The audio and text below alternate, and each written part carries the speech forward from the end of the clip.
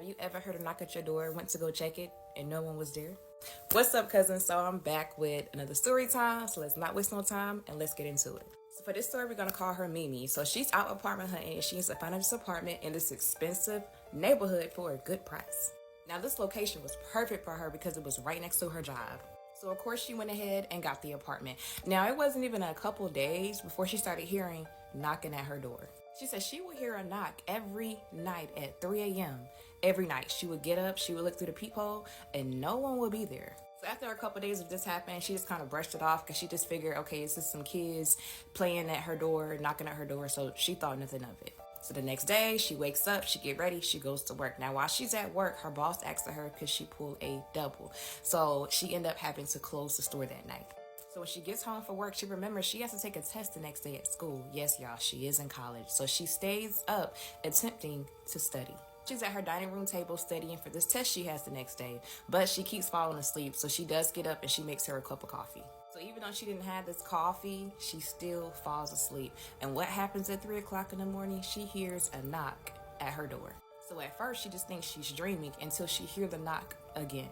So again, she gets up, she walks towards the door, she looks out the peephole, and again, no one is there.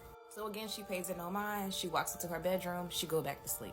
So attempting to fall asleep, she hears the knock again. So at this point, she's really annoyed. Mimi gets up, she walks towards the door again, she looks out the peephole, but this time, it's an elderly woman that she's never seen before. So as she comes back from the peephole to open the door, by this time, the woman is already down the hallway. So she peeks her head out, yelling out towards the woman. So she's like, hello, can I help you? Like, why do you keep knocking on my door? Because she's really agitated. So the lady turns around and just tell her to come here. So Mimi's like, okay. She walks up to the woman, asks her, why do you keep knocking on my door every single night? The lady responded back and said, he's in your room. So Mimi just got this overwhelming feeling of just fear. After this woman told Mimi this, Mimi looks at her apartment door, looks back in the woman's direction, and the woman is gone. Mimi didn't understand why the lady just said that, but she believed her, so she ended up going to her neighbor's apartment and knocked on their door to use their phone to call 911. When the police had got there and searched her apartment, they ended up finding a man in her closets. And Mimi never knew this guy has broken into her house. Apparently, he's been breaking into her house every single night. Every time she heard that knock at her door, that man was in her room. Now, how did she not see him? How did she not notice? I have no idea. She said she just thanked God for the woman that came and told her. The same neighbor's phone that she used, she went back over there asking the neighbor, like, hey, have you heard of this woman, seen this woman? She started describing the older woman. Now, the neighbor did tell her that, yes, the woman that you're describing lived in your apartment and she died in your apartment. She ended up dying a couple months before Mimi ended up signing the lease for that apartment.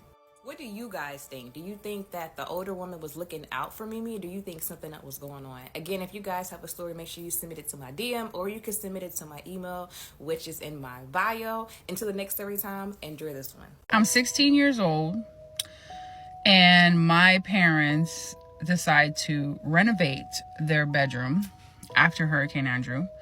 And my little brother, he's about 8 years younger than me, Giancarlo. He had to sleep in my room because they were going to use his room, right? And Giancarlo's used to always sleep with me anyway because he was little and he would, I was his babysitter. You know what I mean? Like, when you're the oldest, you have to take care of the kids and stuff. But this time it was like, now he has to share my room? Oh, hell no. So, anyway, I consistently had visitors at night. But this particular night, I am trying to get some sleep. And normally when I feel like there's a spirit around, I start to feel like uneasy, especially at night. I start to toss and turn a lot. And I'm like, oh man, like I know immediately when I start tossing and turning, there's a spirit around watching me and making me feel uneasy. And sometimes I can see them and sometimes I can't. So that particular night, I'm doing the tossing and turning. Giancarlo has his bed. I had like a twin at the time. And he had a twin. And I'm like, I cannot sleep for anything. I don't know why. At the time, I didn't know that when that would happen, that's what it was. So I'm trying to get some sleep. And, I'm like this. Like, making sure I don't see nothing. I finally fall asleep, but like I'm like this, sleeping like that. And I hear somebody walking, because I'm a light sleeper, bitch. I'm a light sleeper. I hear somebody shuffling, and I look over, and Giancarlo's sleeping. And I'm like, what the fuck? So I try to go back to sleep.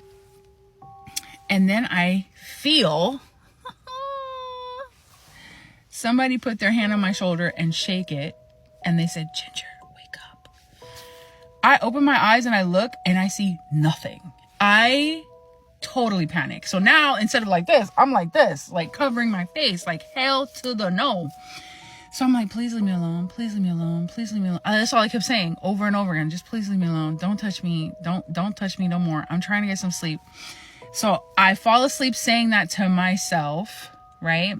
And as I start to fall asleep again, boom, another shaking of my shoulder and saying, Ginger, I need to talk to you. So at this point, I'm really thinking this is my brother, because what the fuck are you talking about that you're shaking my shoulder? You know what I'm saying? Like, what the fuck are you talking about? You need to speak to me. So I open my eyes and I immediately look over, because he was on this side. And he's there. And when I look back, there's a fucking kid standing in front of me. It's like a fucking movie, dude. Like it's like when they pan back and there's a ghost there. That's exactly what fucking happened to me. And I like startled, like inhaled so much air. I'm trying not to scream. And then he's just standing there, just staring at me. But he's like not close, but close. And I see his silhouette. It's almost like I could see him, but I can't. He's almost like covered in like a darkness. And I'm looking at him like, I don't even know what to say. So I remember just staring at him. And it felt like forever, but it really was seconds. And I go, what do you want? I remember saying that to him. And he's just staring at me. And I'm like, I'm going back to bed because you're scaring me. And I close my eyes and I'm like, please God, let him go away. And he goes, I'm sorry. And he leaves. That was it. And I'm like, what the fuck was even that? I was so pissed that he was just standing there staring at me. And I literally, after he left, I literally said, don't do that again. I'm trying to get fucking sleep. The fact that this thing, and I'm going to say thing, but it was a little boy, was bothering me. And he eventually would bother me with his sister several times. I knew who it was after a while. I was like, it has to be this boy. They were trying to communicate with me, but that particular night really pissed me off, because what the fuck are you doing shaking me up and trying to talk to me? Okay. I wish I would have helped their spirit, because at the time I had no idea what the fuck I was doing with my gift. But that one was probably the peak of being fucking scared. So some of y'all who've been following me for a while know that I've said that my mother was not into the ghost stuff, but she was very, very, very gifted. But she used to just pretend. I don't see that. She used to just say, oh, no, it's the light, or like, oh, no, it's a shadow, or no, the lights flickered because the light bill is due, or some crazy shit. And one time, it is very cold. We just got our Christmas presents a few days prior. My mom's on her brand new laptop I bought her. Lucci's playing with her toys. It's about 34, 35 degrees in Miami-Dade County. We lived in Homestead at the time. And the window's open. And my parents have always been ones to never use the heater. So I'm super used to it. So we leave the windows open or leave the fans on. We're that type of people, because when it's cold, we enjoy it and we like live in it. So we had all of that. We had blankets and everything. We're sitting on the couches, and we had like a love seat in front of the window. And my mom was on the couch closer to the door. And I'm freezing. I'm like, Mom, we gonna have to close this window. It is too freaking cold. I can't. So she's like, yeah. So she's on her computer, just, going at it, excited, playing with it. I get up to go to the restroom, and I decide to close the window. And now, the newer windows, the hurricane impact windows, if you've ever seen them and are living in Florida, you know, they kind of have like this spring thing and you push it down. It's not hard to close and there's not easy to open type of thing, but you know, whatever. So I get up, I close the window. Lucci had to be like 4 years old at the time, 4 or 5. And I'm closing my window, getting up away from the window, closing the window, going to the bathroom. So I get back and I remember turning off the fan. And I get back and I'm like, ugh, why is it so fucking cold in here? It's more cold than it was when I freaking went to the bathroom. And my mom is just typing away. I'm like, Mom, you don't feel how cold it is? And she's like, yeah, it did get colder in here. And I'm like, what the fucking hell? And I turn to look and the window is wide fucking open. And Lucci's playing and I look at her and I look at my mom and I'm like, Mom. And she's like, what? I'm like, Mom. And she goes, what? And she looks over and she sees the window wide open. And I'm like, she's looking at me like, but bitch, it's not me. And I'm looking at her like, well, we're just giving, like, what the, you know what I'm saying? And I'm like, there's no way Lucci did it. And she's like, it had to have been her. I'm like, Ma, really? Like, look at her. She's so little at the time. And she's like, I don't believe it. So I go to the window and I'm like, Lucci, come here. I close the window and I go, Lucci, try to open the window. And Lucci's little, you know, little kids' faces. And she's pushing and pushing. I go, do me a favor and stand on the couch and the love seat and push it up. And she's like, making all these faces, struggling.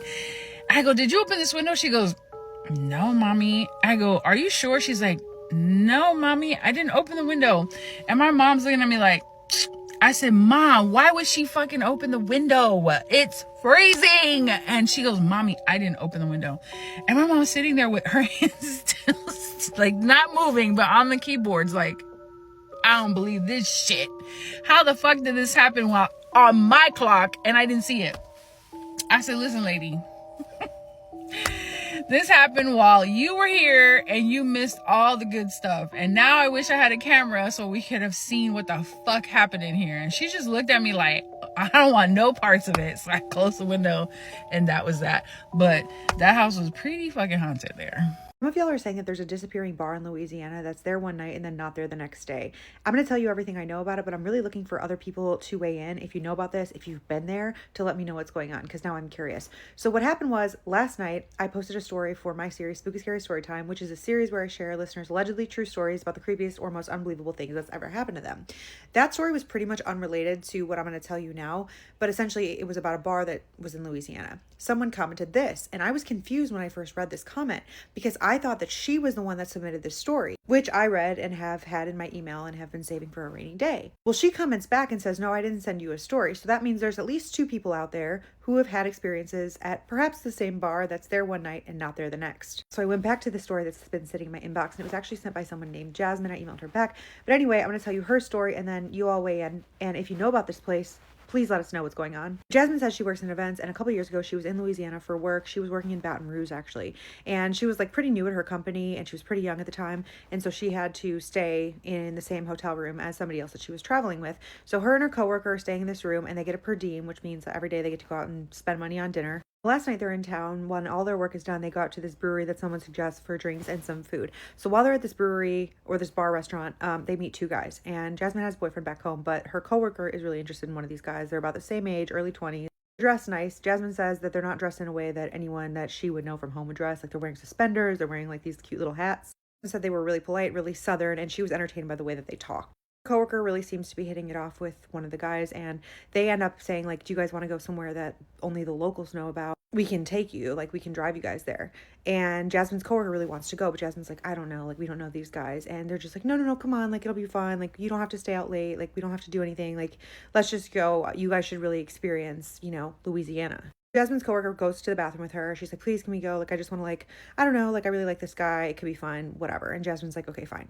She sends her location to her boyfriend, so somebody at least knows where she's at. They get in the car with these two guys, and these guys start driving, and then they notice, like, as they're driving, that the city kind of falls behind them, and it's getting darker and more rural. There's fewer trees, more lights, more open land, but they're all talking and laughing in the car. Jasmine, after like 20 minutes, she's like, hey, how much farther is this place? Because she notices, like, they're not in Baton Rouge anymore. Doesn't recognize anything, not that she really would anyway because she's not from there, but she said they were taking like rural roads, but the guys seem completely comfortable. Jasmine's trying to play it off. She's like, yeah, I just don't know how late I want to stay out. And her coworker's like, no, it's fine, like it can't be that much farther, right guys, right guys? And we're like, yeah, it's probably like another 20 minutes. So 20 minutes they pull up to this like unassuming wooden building. It's just standalone at the edge of what looks like a field, but there's a feed store across the street from it. You can see there's lights on inside, but it doesn't seem like a bar. Like there's no signage.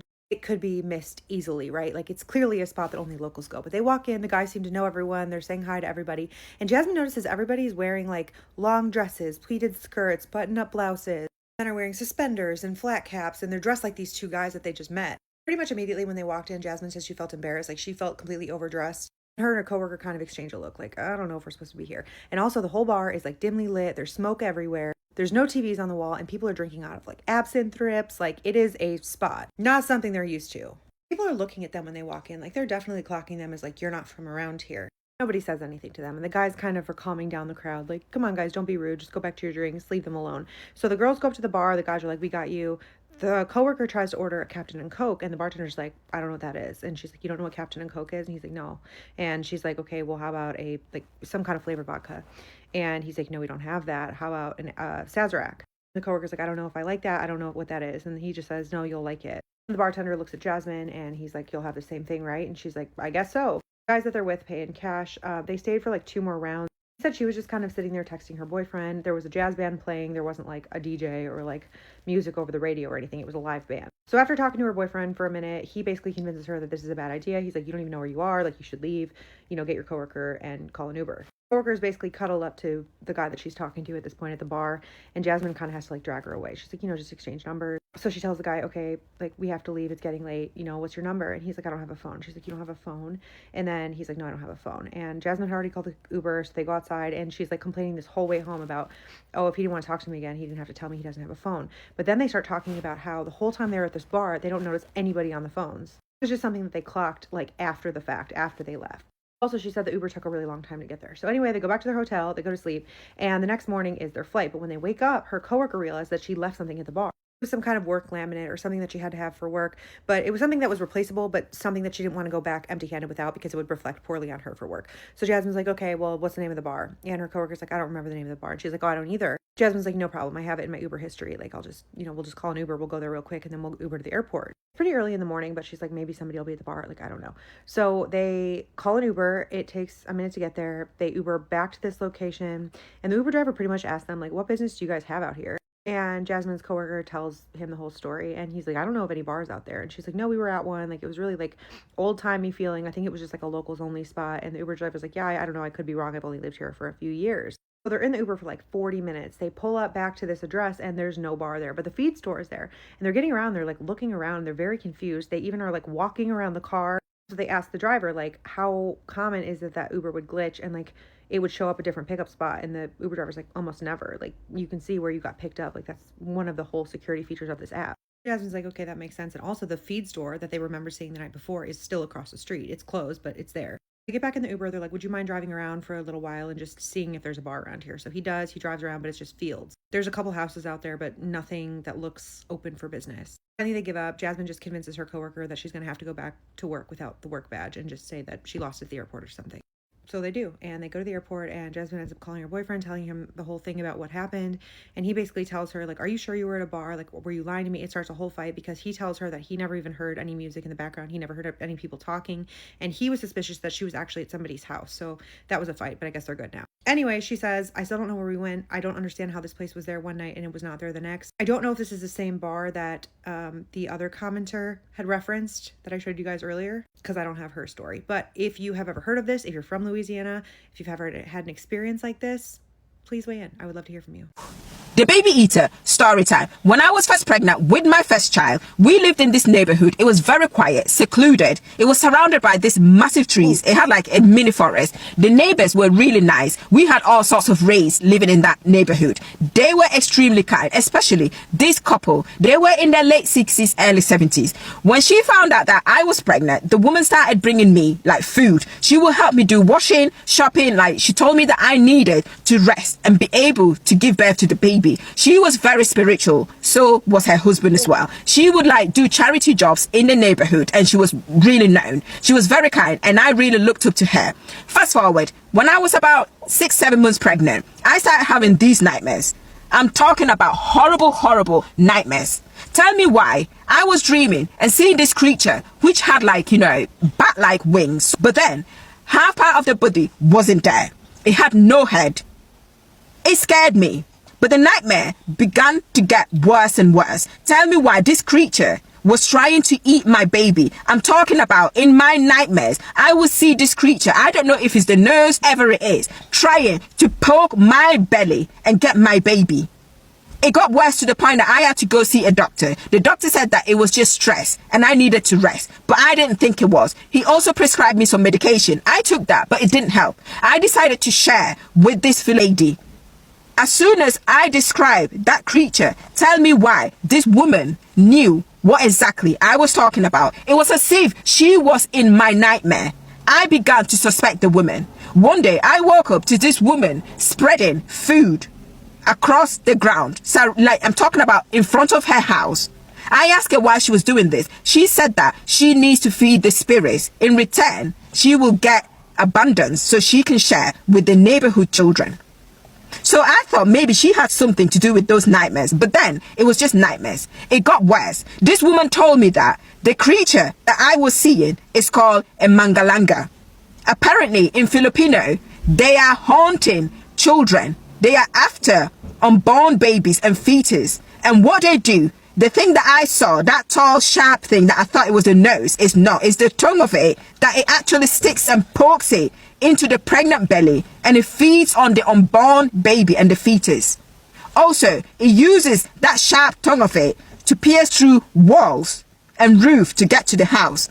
She told me that she will be able to help but not get rid of it completely, and I need to stay indoors and not go out, especially late at night. I thought, how could I not go out at night because I've got stuff to do? But anyway, she started spreading salt. I'm talking about sea salt around the entire house. She also put cloves of garlic on a string around the entire house, in the house. And she told me that I need to go to sleep holding a clove of garlic every night, which I did. The nightmares started to reduce so much. I wasn't getting them that much, but they were still there. Fast forward to 9 months pregnant. I was hoping my baby to just come out because I was tired. Any mothers will know what I'm talking about. Then I hear this banging sound. I go out and it's that woman. She's performing some rituals. Apparently she saw the creature and she said that it is coming from my baby because it knows that I am due to have the baby and is trying to prevent that from happening. I go out one night for dinner date with my husband. We coming back to the house and we saw a shadow, like right past, it flew past in front of the car my husband was driving. I shouted and said, what was that? My husband saw it too. It was exact same thing that I have been seeing in my nightmares. I freaked out and I remembered the warning that the old lady told me to never ever go out at night. We sat there for a while, then we got into the house. I saw the woman and her husband out there with garlic and salt, and they were spreading ashes as well everywhere around the compound. I asked her and she said she told me not to go out. Why didn't I listen to her? She said to get inside and not come out. I did. Every night this woman is out there haunting that creature. I would hear banging sounds on my door. I was scared. I was freaking out. Anyway, I gave birth safely. And the Nigerian couple also said this creature is also in Nigeria. So if there are any Filipinos or Nigerians watching this video, please comment and let me know if you know what this creature is about. But it is very scary. Be careful out there, pregnant women. Story time about a woman that did a hex on someone that ended up ruining her life. This is still an ongoing thing, which is why I'm in my car and not in my house, because I'm not trying to bring this home. The person who submitted this wants to be anonymous. It's actually happened to his cousin, Lisa. Lisa had just recently gotten divorced after being married for about 10 years. After the divorce, she was left with 4 daughters that she now had to take care of. Her ex-husband was of no use. Soon after her divorce, Lisa ended up getting a job at this gas station that was barely paying her anything, but it was just enough for her to get a small 1-bedroom apartment for her and her daughters. Soon after they moved into the apartment, Lisa ends up losing her job, and it leaves her pretty much scrambling around trying to figure out how she was going to make money, how she was going to put food on the table. As time went on, Lisa wasn't able to pay for the rent either, which left her landlord constantly looking for her and leaving her letters, calling her and leaving her messages, wanting to know when he was going to get his rent. For whatever reason, I'll never understand why she decided to go and find a brujo to do a spell on the landlord to get him to leave her alone. What she didn't realize was that the brujo she contacted dealt with a lot of dark magic. The spell that he ended up doing on the landlord caused the landlord to be unalived. After that, even though Lisa's life was already pretty much falling apart, this kind of set in motion something that she could have never ever prepared for. Her 2 youngest daughters got sick one after the other. Both of them ended up passing away. She couldn't find a job no matter where she went, and even after the landlord passed away, of course his family took over. Being that Lisa was still not paying rent, they ended up evicting her. This all took place about 10 years ago, but regardless, Lisa has still not been able to escape the consequences that came upon her when she had that brujo do that spell on the landlord. It is almost like this dark cloud has followed her immensely. She has tried everything in her power to get herself cleansed, but nothing works. It got so bad that at one point she was hearing voices, because these D words were literally taunting her, they were tormenting her, that she resorted to doing drugs in order to get the voices to stop. Last anyone heard is she was practically on the street, on the run, because she had a bunch of charges against her and just sleeping in the back of cars or in parking lots, wherever she can to try to get away. But regardless, her whole life literally went down the drain, all over wanting to get her landlord to leave her alone.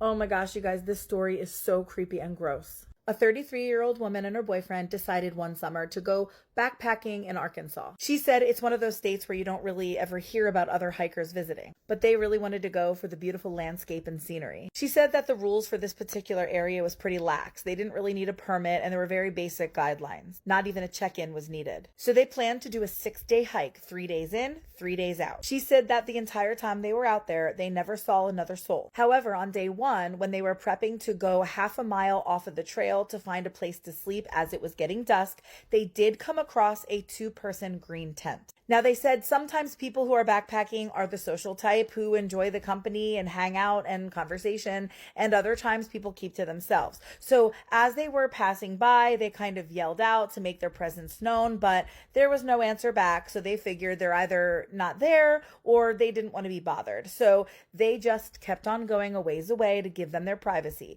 and they set up camp for the night. Everything was normal. So they continue on and had a great time, and then on day 5, on their way back, after they totally forgot about Green Tent Guy, they came across the tent again. She mentioned that it was kind of unusual because usually people who are backpacking tend to keep on moving. They don't usually stay in one spot for long. They noticed from quite a distance that the tent flap is open. So the boyfriend wants to go check it out and make sure everything's okay because he thinks it's weird and what if somebody's hurt. She doesn't really want to do that, but he ensures her that everything is going to be fine. So he yells a greeting out again from a bit of ways away, and then they continue walking towards the tent. So she says when they got within about 20 yards of the place, a huge smell of decomposition hit them like a brick wall. So they stop dead in their tracks and they look at each other, and he says to her, "Oh my gosh, what if we're about to find a dead body?" The thought of it makes her skin crawl. She does not want to come across that, but they keep approaching. And she said as they got closer and closer, the smell just kept intensifying. They were sure they were going to walk in on a poor, unfortunate camper. But she says what they found was worse than that. Okay, I'm going to try really hard to explain this to you with as much detail as I can without being too graphic and getting in trouble on this app. She says outside the tent was 4 deer legs that looked like they had been cut off most of the way and then ripped off to finish the job, just laying all around and covered in flies. And then inside the tent was the body and head of the deer, but it was swaddled in a blue blanket with blood soaking the bottom area where the legs used to be. She said it was laying on its side with its bottom facing the tent's entry. And how do I put this?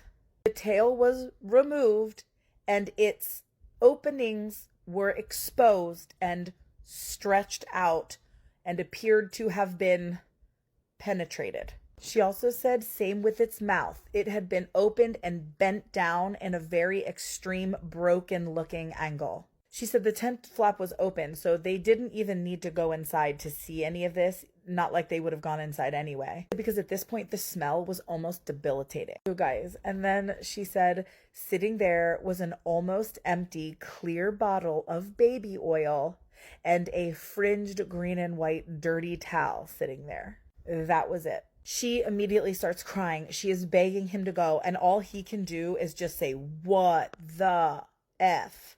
She said that at that moment, they just booked it. They kept running and they didn't stop until they couldn't run anymore. They wanted to get as far away from there as possible. And it got to the point where it was getting dusk now, so they needed to set up camp. So they ended up setting up camp, but they didn't have a fire and they didn't cook. They didn't want anything sort of bringing the attention to them in case that this creep that did that could like somehow track them and make them his next victim. They tried to go to sleep, but every little noise kept them awake. They were just absolutely terrified. So just when it was about light enough to see the next morning, they tore down the camp and they booked it out of there. And they did say they stopped at the ranger station on the way out to let him know what happened. He took down as much information as he could, but they don't really know whatever came of it. They also said that since then they have shortened their hiking trips to no more than 4 days, and they are way less likely to try to interact with fellow hikers as they pass through. Guys, what in the F? Let me know your thoughts in the comments. I mean, I really used to like camping, but the more I tell these stories, I don't know. And if you haven't already, don't forget to follow for more creepy story time. Before I begin with the story, I do want to give you a trigger warning because this story does talk about gory things and death. So please swipe away now if you do not like listening to stories that deal with these type of situations. I recently found out why my mom would never sleep around me when I was a kid. She'd like never let herself take naps or sleep if I was awake, ever. Or if she did, she would lock her bedroom door. So when I was 6, I was asleep in my bed in the middle of the night when I hear a loud bang, like a pot being dropped, and come out to the living room to see my mom standing by the window with just a huge pile of spaghetti all over the sill and a pot on the ground. And I'm like, are you gonna eat all that? And y'all, she got big mad and yells at me, chases me to my room, but then a little while later, a bunch of cops show up and ask me a bunch of random ass questions about my art. Like, this one cop lady keeps asking me to draw a dragon for her, and they seem mad as hell. I didn't want to get arrested, so I just never asked my mom for spaghetti after that. Lesson learned, don't ask mom for spaghetti or she'll call the damn police on you. So I have this memory in my head, and it goes unquestioned until I say it out loud for the first time a few months back, and as soon as I say the words, when I was 6, my mom called the cops on me for asking for spaghetti. My adult logic slams into place and is like, hang on, your mother definitely did not call the police on a 6-year-old for asking for spaghetti. So obviously that's not what really went down. I call up my mom to tell her how I remember it, and on top of her figuring out why her kid has always been really cagey around spaghetti for the last 3 decades, she tells me what really happened. So on that night, a man tried to break into our house through the front window. It was just my mom and her kids, so she did what she felt she had to do, and in the head. He'd been wearing a helmet which landed on the floor under the window. Now, I just want y'all to put yourself in my mom's shoes for a minute here. This woman had just taken a human life. The trauma of that, the instant agony, the panic, the guilt, the fear, all of it hitting her at once. Her only solace, the knowledge that her children are safe. She protected her daughters no matter the cost to her soul. Her children are safe. Then, she looks up and sees her 6-year-old staring at the inside of a man's head before saying, "Are you gonna eat all that?" Can you fucking imagine? So people were asking her questions like, wait, so why were the cops asking you to draw dragons or all these weird questions? And she says, I suspect they were trying to keep me busy and distracted while they cleaned up the corpse in the living room. Fair enough. Someone also left a comment that said, the mom in turmoil after taking a life. I have a problem. The child. Mother, I would like to engage in cannibalism. Mom, I have another problem. Let's read some creepy stories from New Zealand. I'm going to apologize in advance. I am truly sorry if I say anything incorrectly. These are new words to me, okay? So I apologize. I walked a bush trail and came to a spot where everything was dead, and I realized I hadn't heard a bird call for 5 minutes. Just dead. everything black. Tall trees, every piece of formerly green foliage falling down or falling apart. You couldn't even do that by dropping a fire bucket of herbicide from a helicopter. It wasn't like with a punga forest where it gets that powdery appearance. This stuff was melt rotting, no yellowing, gone from green to black. After a few minutes, everything was healthy and green again. The sun seemed to come out from behind a cloud, and I did not look back. It must have been some sort of fungal outbreak or something, but it felt creepy as hell at the time. What is a punga forest, by the way? And has anybody else experienced something like this? I was walking the dog one afternoon before I started work. It was a sunny day, just getting fine after some rain. Our dog was a rescue and didn't like other dogs, so he had to be walked away from others. The park suddenly got cold, like another front was coming, and the strangest sound of an old plane started to rumble in the background. It was obviously in some distress, as the engines were not running well, obviously misfiring.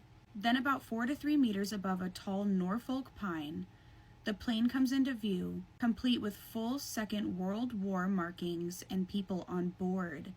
It was blowing my mind as there was nobody else around, but it spluttered out of sight and I heard it crash. It was so real until the noise stopped and the colors returned to day. The temperature got a lot warmer very quickly, and I'm left with my dog, who was absolutely still until the temperature rose back to normal. Then he started to jump around like he normally did. It felt so real. On the way to work, I drove down the street just to be sure the plane crash wasn't there somewhere. The logical part of my brain still cannot comprehend this. Years later, I read about someone else who had also had this same ghost plane experience. There is a lot of supernatural stuff happening in New Zealand, y'all. When I was a kid living with my parents, we moved into a new house. I'm their only daughter. For 2 years, neither my mother nor I would go into the garden in the dark because it felt so sinister, like someone was watching. My mom wouldn't let other women into the garden when it was dark either. It suddenly stopped and the garden felt fine after 2 years. I asked her about it as an adult, and she said it wasn't anything she was hiding from me. It was honestly just a bad feeling.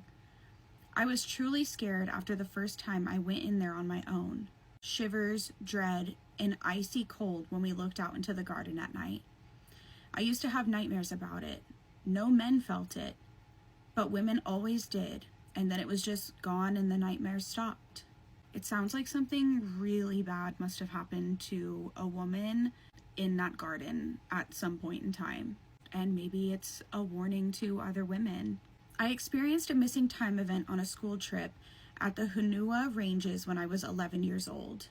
Our group went on a walking path, and by the time we got back, there was a search party looking for us, as we were 4 hours overdue from a short trek.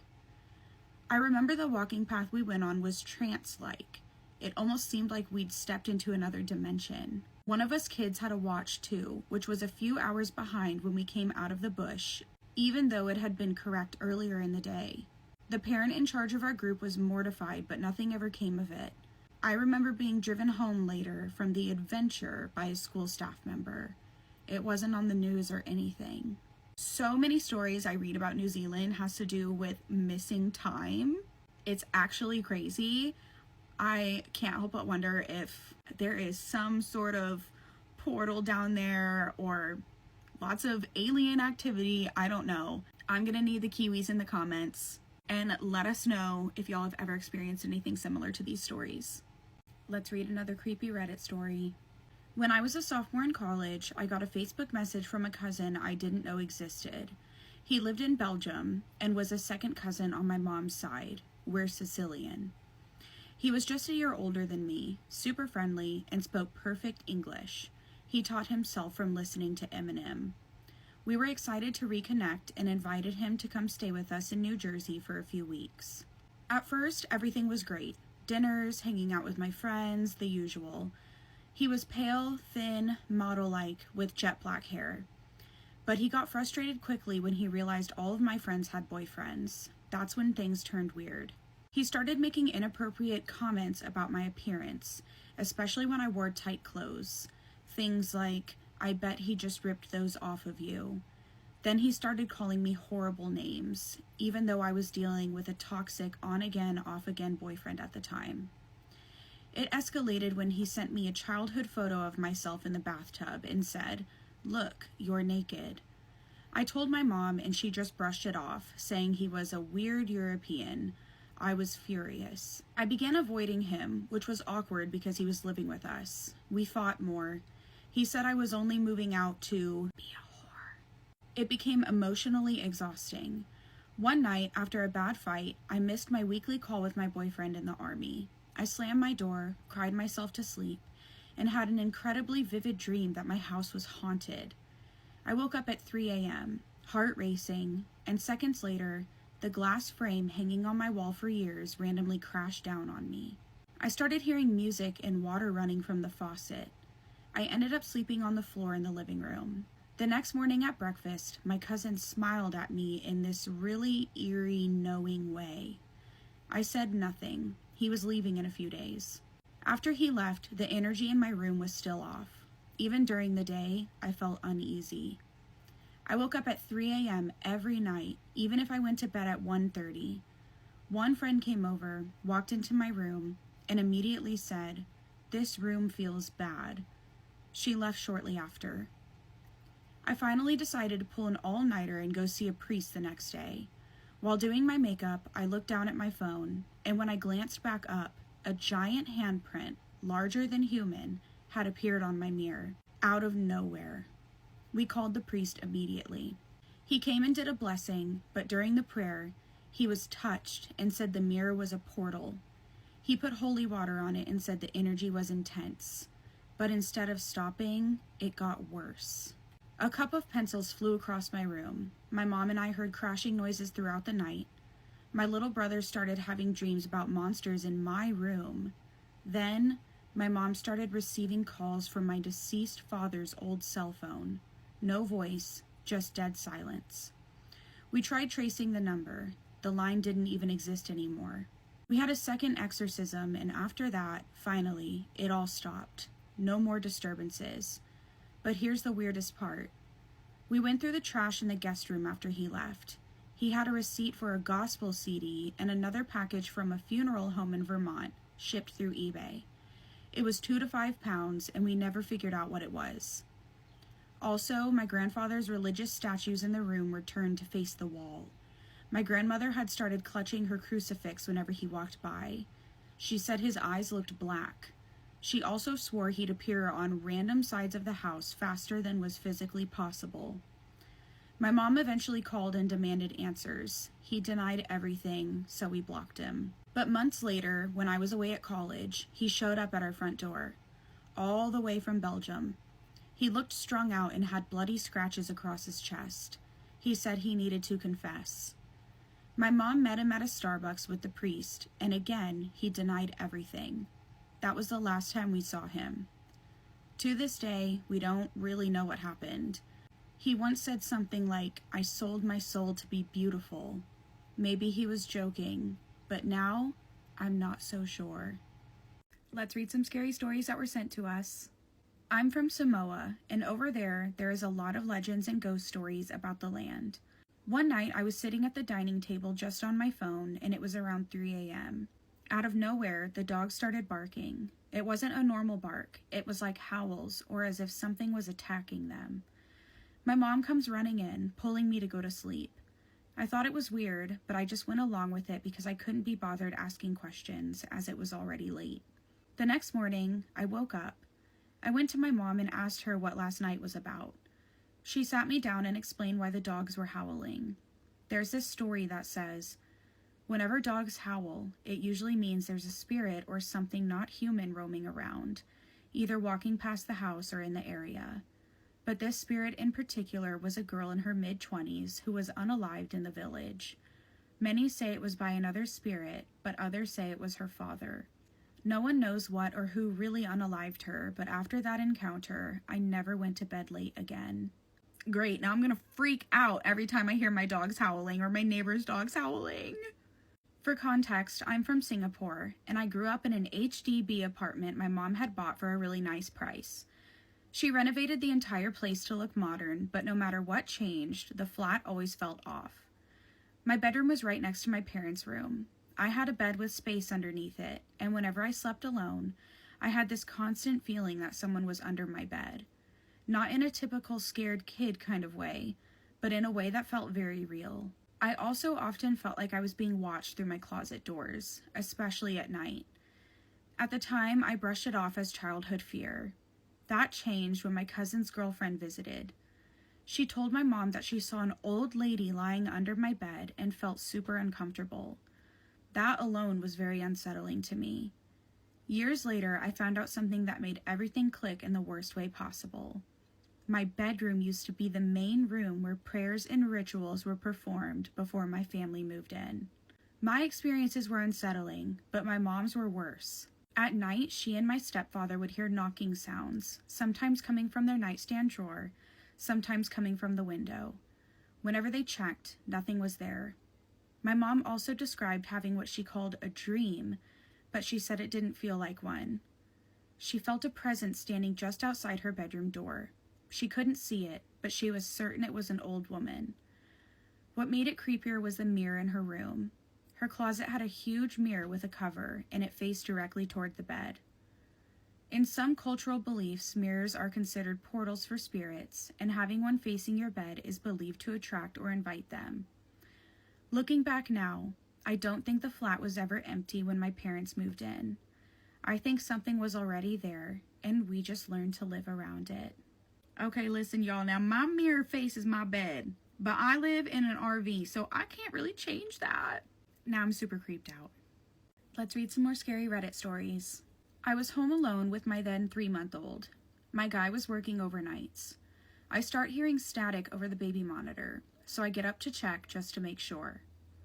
I get to the doorway and I see a silhouette of a very tall man, except it was like a negative of light where he was standing. The hallway light should have hit him and some kind of color should have shown, but it was just black. Absence of light, just standing there, watching. I reached around the door, flipped on the light, and grabbed my son. I turned for a quick look before I bolted hell-bent for a frozen night outside, and he wasn't there. I stopped, turned off the light, and the shadow was there but a few steps closer. I slammed the door, cracking the frame in the process, and spent the rest of my night in my fully lit bedroom with my little. He just giggled. It wasn't the last time I saw of him in my son's room, and my now 5-year-old has spoken of him often. I was home alone overnight. I was 11 but begged my dad to not get a sitter, and I was sitting on the computer in the living room that had big French windows. The backyard motion light goes on, but I didn't think much of it since we lived in the woods and rabbits and deer were common. After it didn't go off for 10 minutes or so, I look over my shoulder at the window to see if some deer were eating my dad's garden, and I see an oldish, maybe 50-year-old man just staring right at me, right in my eyes. I was so scared I couldn't move. I finally jumped and ran upstairs to my dad's room and grabbed his gun and sat in the corner of the room facing the door. When my dad got home in the mid-morning, he found me still curled up in the corner clutching the gun. Since then, my biggest fear is looking out the window and seeing other people looking back at me. One of my childhood homes had a balcony that was attached to both my mother's bedroom and mine via big glass doors in each of our rooms. Next to the balcony are 2 trees, one I often used to climb up and down from the balcony. One night when my brother and mother weren't home and I was about 13, I was reading in bed with a very dim reading light. I heard what sounded like something moving in one of the trees outside, but this didn't worry me as possums and bats are common in our area. Now I had thin curtains on the glass doors that separated my room and the balcony, and the door faced out towards the street, where street lamp light was always visible through my curtains. Shortly after hearing the tree rustling noises, I see a shadow slowly move past the doors, at which point I immediately turn off my reading light and freeze like a deer in headlights. The shadow is tall, so it wasn't a neighbor, and it wasn't my all of 5-foot mother either. The person moved slowly, creeping as though they were trying to not be noticed. They wouldn't likely be able to see into my room, but I could see them thanks to the streetlights behind them. They moved past my doors out of sight.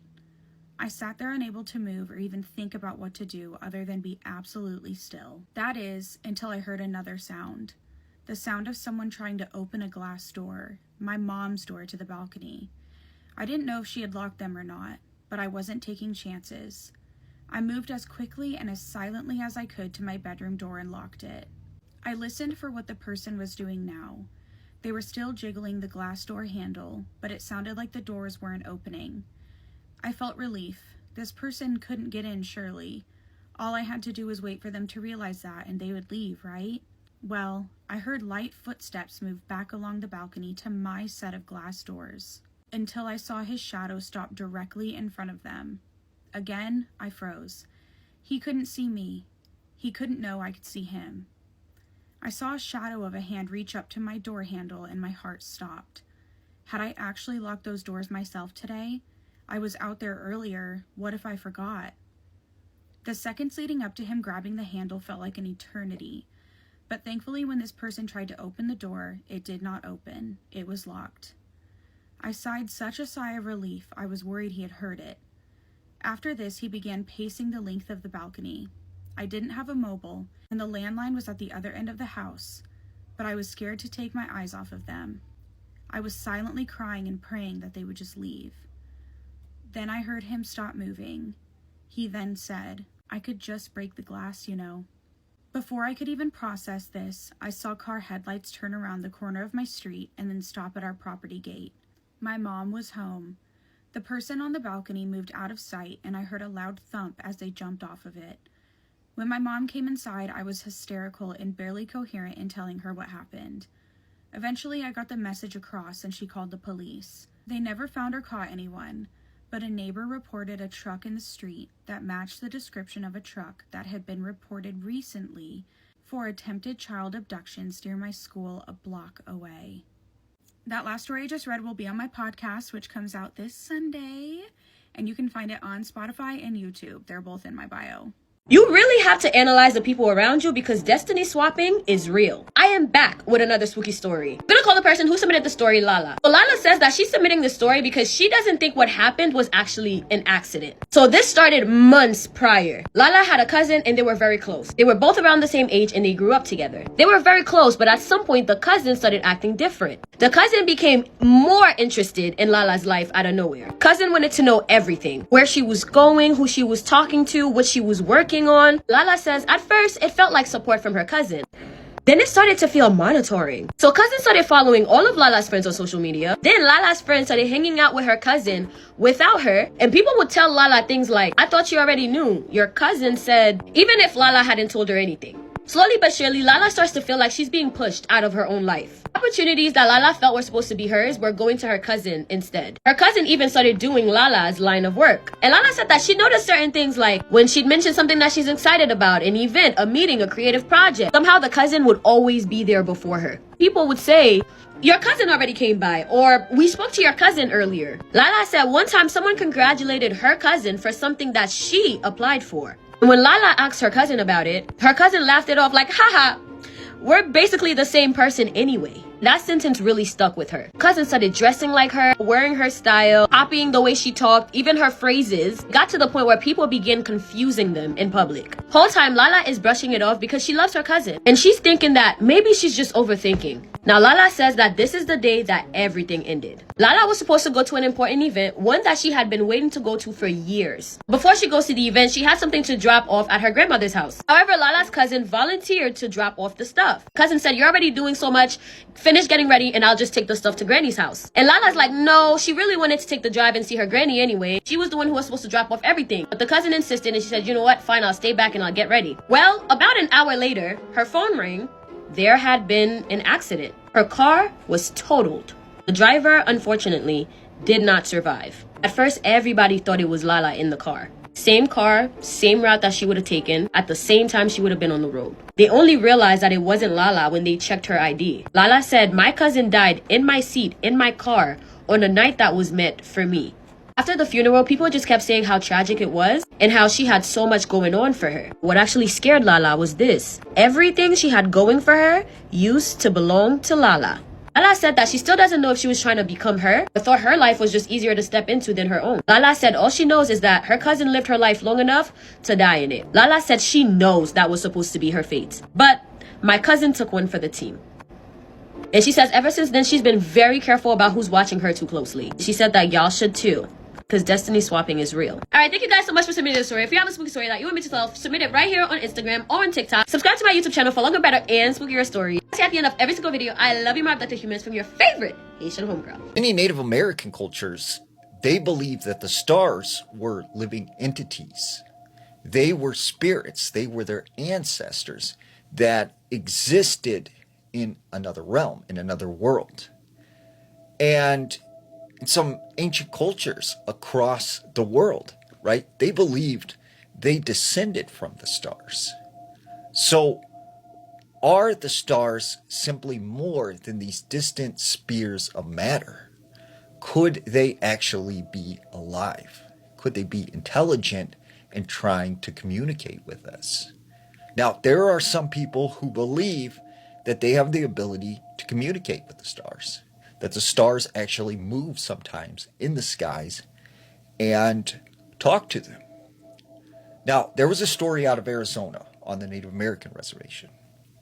There was this older gentleman, and he one night got off of work late and he drove back to his house.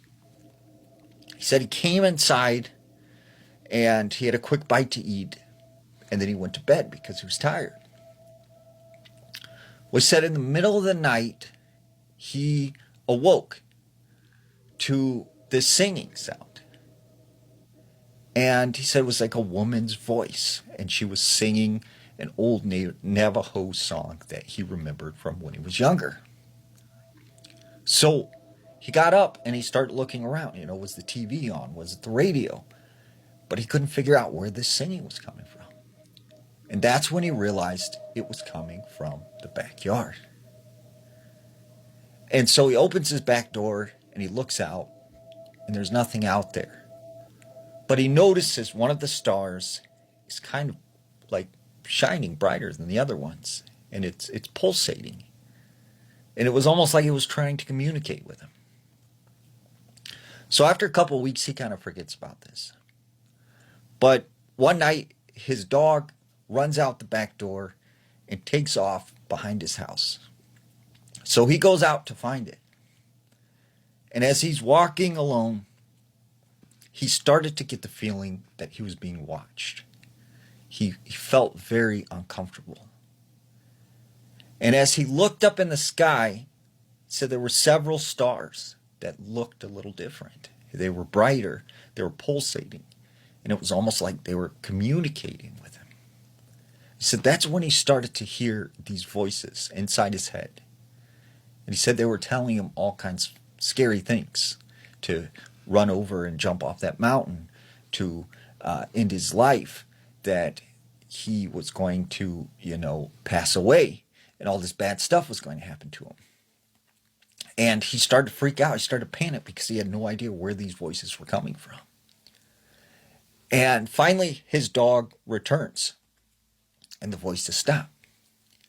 So he grabs his dog and he gets back inside the house and he locks the doors.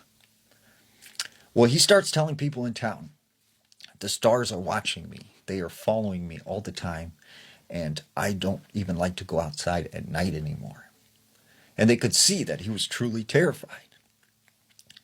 Then, one night, he was in his bedroom. He starts to hear the singing again. And it was this beautiful woman's voice. And it was singing this old Navajo song that he remembered when he was a child. So he gets up, and he knows it's coming from the backyard. So he goes to the back door, and he opens up the door. And he said when he looked outside, he sees this woman. She was glowing white. She was wearing this ceremonial dress. And she was just immaculate, beautiful. And he proceeds to start walking towards her. And he didn't know why, but he felt almost like he was in a trance. And he gets right next to her, and she stops singing. And then she waves for him to come closer. And he takes a couple steps closer to her. She grabs his hand, and she starts walking with him off into the distance. He said her hand felt ice cold, like the cold ground in the morning. And finally, she stops. She turns and she embraces him. But he said as he started to look at her face, she changed into this some sort of like creature. And she grew these sharp fangs, and she had this pale white saggy face, and her hair began to turn to fire.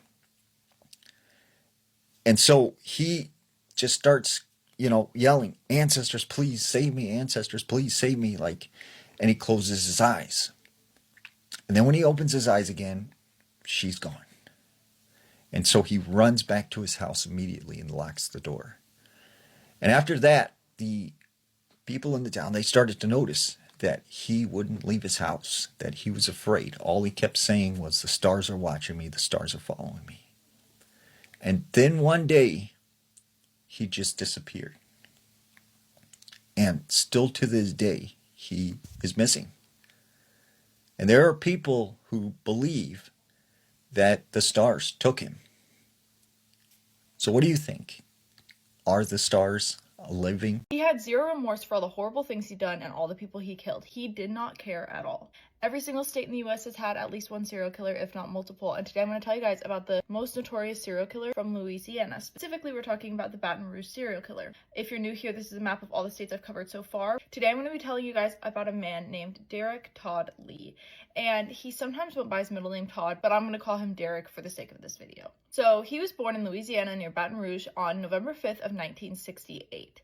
And his father struggled with his mental health, and he wasn't technically married to Derek's mom. They were having some sort of an affair. After Derek was born, his dad left them to go back to his wife. And in 1991, Derek's dad was arrested for attempted manslaughter on his second wife. So violence with some of his family members, unfortunately, was not uncommon. Derek grew up without his dad, and his mom was only 17 when she had him, and she had another child. So she was a teen mom with 2 younger children. Derek did have a stepfather that was in the picture, and it sounds like he was involved, but it does sound like Derek had a pretty tough childhood at times. Derek ended up being a bedwetter, which we know is sometimes something that we see with serial killers, and he sucked his thumb all the way up until high school. And he was in and out of trouble a lot of his childhood. When he was only 13, he got arrested for breaking into a candy shop. When he was 16, he was arrested for attempted second-degree murder because he was fighting someone and he was trying to use a knife. Later on, he was caught peeping into people's windows, specifically watching different women.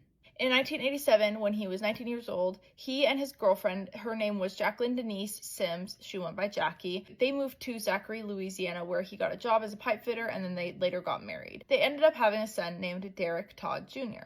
Their marriage, though, started to fail, and they were pretty distant, and Derek was not faithful. Like, he never was faithful. He cheated on her constantly. He regularly would just disappear for days at a time. He wouldn't come home, and he was going to bars and restaurants and even Bible studies to try to pick up women for.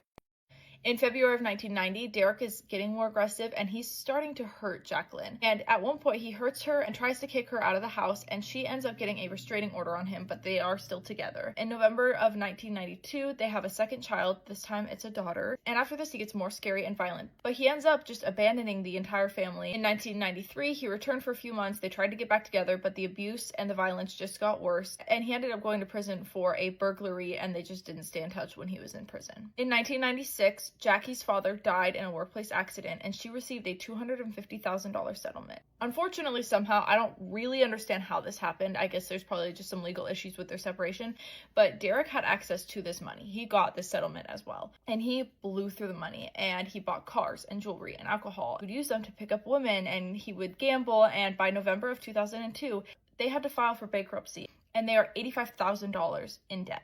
And during this time, he's not only being terrible to his family, he also is getting creepier and he's stalking people. In 1988, on April 18th, a 28-year-old named Randy Jane Mabrewer disappeared from her home in Zachary, Louisiana. And we learned that Derek had been laid off of his job 2 days before, and he had gotten into an argument with his girlfriend. I'm unclear if it was Jackie or someone else at the time, but he's clearly upset. He's lost his job. He's in an argument with someone, and he drives to Randy's house. And by the way, he'd been to her house multiple times, not by her invitation, but he was watching her through her window and following her. And so he knew where she lived, drove to her house, and he broke into her house, into her bedroom. He attacked her and dragged her into the driveway, where he her, and then he killed her and discarded of her body, but we don't know where. Her body has never been discovered. Her keys and a pair of 5-pound dumbbells from her house were also never found.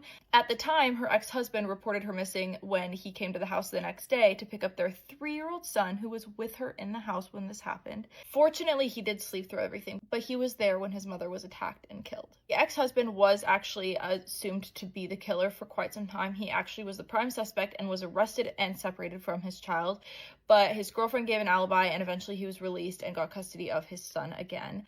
And obviously now we know that Derek did it, but for a while they thought maybe it was the husband.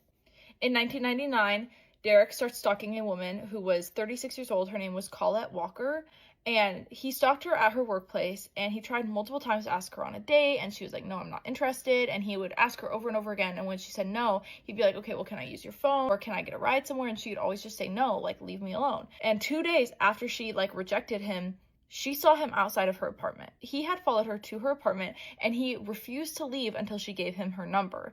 Fortunately, she gave him a fake one, and it sounds like at some point he stopped stalking her, probably because he started stalking other women, but she said he never seemed violent, but it was still very scary, and he was very touchy and very pushy. On September 23rd of 2001, a 41-year-old woman named Gina Wilson Green was in her home, and she was strangled to death. Before she was killed, she had started mentioning to people around her that she was feeling unsafe, and she started buying a bunch of pepper spray, and she kept one at each of her windows in her home, and so she knew that something dangerous might happen to her. It sounds like she probably knew someone was stalking her. When she was discovered, she had been undressed and in her kitchen, and then she had been murdered and placed on her bed. And it's believed she was stalked by him as well for quite some time, but at the time that they found her, they did not know that Derek was the killer. They had not linked her to Randy's killing, so they suspected that it could have been her ex-husband. On January 14th of 2002, so just a few months later, 21-year-old Geraldine Barr DeSoto was stabbed in her house. Derek had knocked on her door and asked if she could use her phone, and she let him inside, and he attacked her, and she actually tried to fight back. She ran to the back room and grabbed her husband's shotgun, but he stabbed her repeatedly with a hunting knife, and then he afterwards stomped on her body, which is a whole new terrible, horrific level of extreme rage. Her body was discovered by her husband, and once again, this was not linked to the other deaths, and they had the husband as a suspect. May 31st, 22-year-old Charlotte Murray Pace was fatally stabbed. She had graduated from Louisiana State University 1 week before. She had just graduated. Her adult life was just beginning, and he killed her. She had 2 roommates, and while they were out, he attacked her before stabbing her 81 times with a screwdriver. 81 times. And even though the police hadn't connected any of the murders previously, they did notice that Charlotte and the woman who was killed before, Gina Green, ran on a very similar route. And so they were thinking that if these women were both stalked or followed by the same man, he might have seen them on their route. So this is kind of where they start to make some connections between some of the cases. July 9th of 2002, 46-year-old Diane Alexander was attacked at her house. He had knocked on Diane's door, and he claimed that he was doing construction for a family down the road, and he just made up a story. And he asked if she knew the address and if she could help him out. And she was like, I don't know where they are. I don't understand what I can do to help you. And he's like, well, can I use your phone? And she says, you can't come inside, but I'll just let you use the phone through the door. So she brings the cord and the phone, hands it to the guy outside, and the phone book. He pretends to be on the phone for a while, talking to people. And then when she tries to take the phone and the phone book back, he forces his way inside and attacks her. He ends up taking a cord and strangling her with it. He tries to assault her, and she ends up fighting back. She tries to escape, but he grabs her and he starts beating her horribly. But her son, who was an adult, he was not a child, her son comes into the house. He sees what is happening, and Derek ends up running away. Diane is the only survivor of a murder attack from Derek. Obviously, there could be others that he attempted to murder, but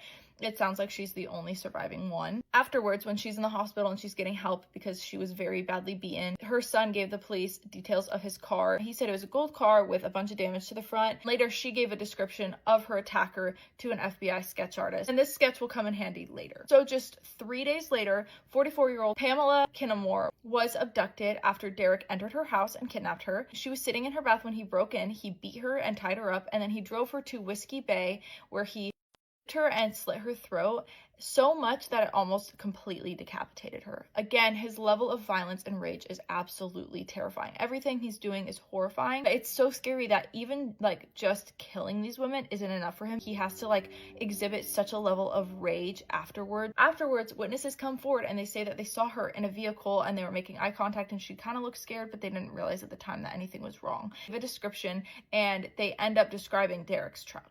A couple months later, on November 21st, 23-year-old Trinisha Danae Collum was abducted and murdered. Her body was found 3 days later by a hunter, and she was a little bit farther out from Baton Rouge than all the other victims. Pretty much every victim so far was killed or taken in the Baton Rouge area, and she's the only one that seems to be outside of that perimeter. On March 3rd of 2003, so about 4 months later, 26-year-old Carrie Lynn Yoder was murdered after also being abducted from her home, and she and beaten, and her body was found in the same bay that he had taken Pamela to, which was Whiskey Bay. And because he never followed a set method of stalking or attacking or murder, he had multiple different things, he kind of just would do whatever he wanted in the moment, unlike some serial killers where they follow a very specific pattern. It was hard to connect the victims for a while. It was hard to realize that they were being killed by one person. Most of these seemed to be done by partners or ex-partners, and so it took a very long time for these to be connected, and they weren't actively hunting for a serial killer. However, eventually they do start to make some connections. They realize that they are looking for a specific person, and with multiple different descriptions and the sketch that they had created from the surviving victim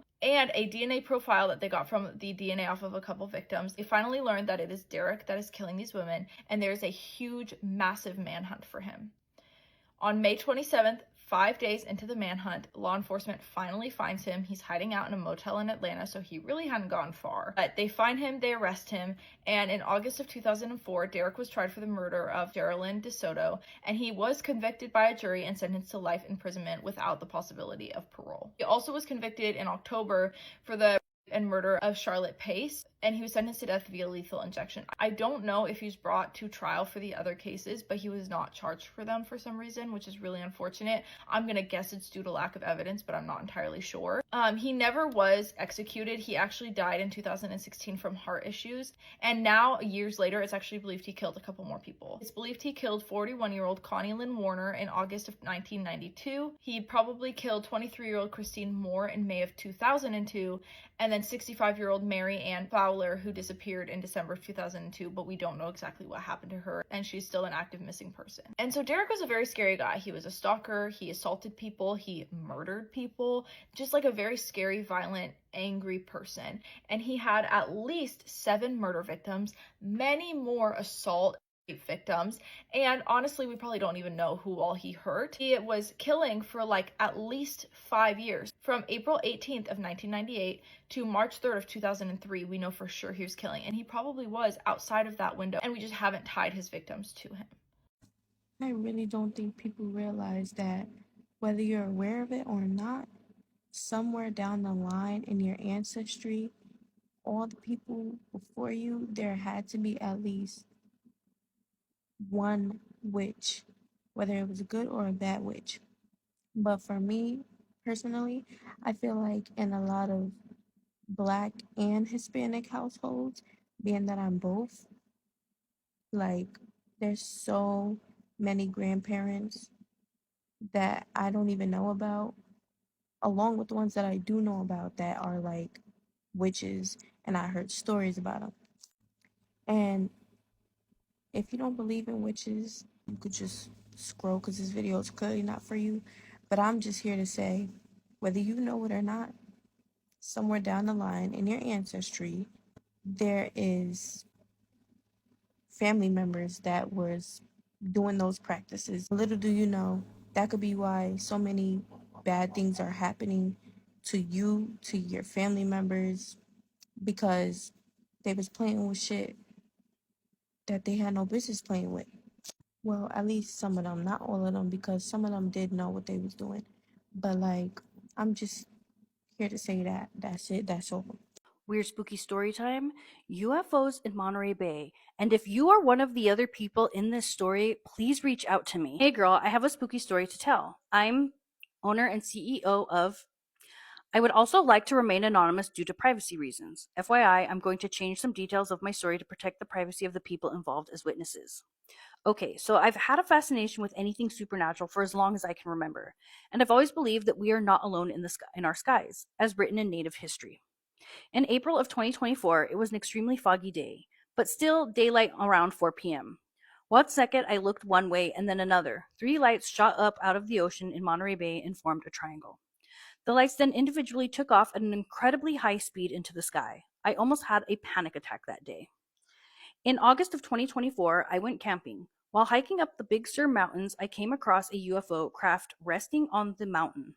Then, in August of 2024, I went camping. While hiking up in the Big Sur Mountains, I came across a UFO craft resting on the mountain. I screamed out of surprise at the clear details of this craft.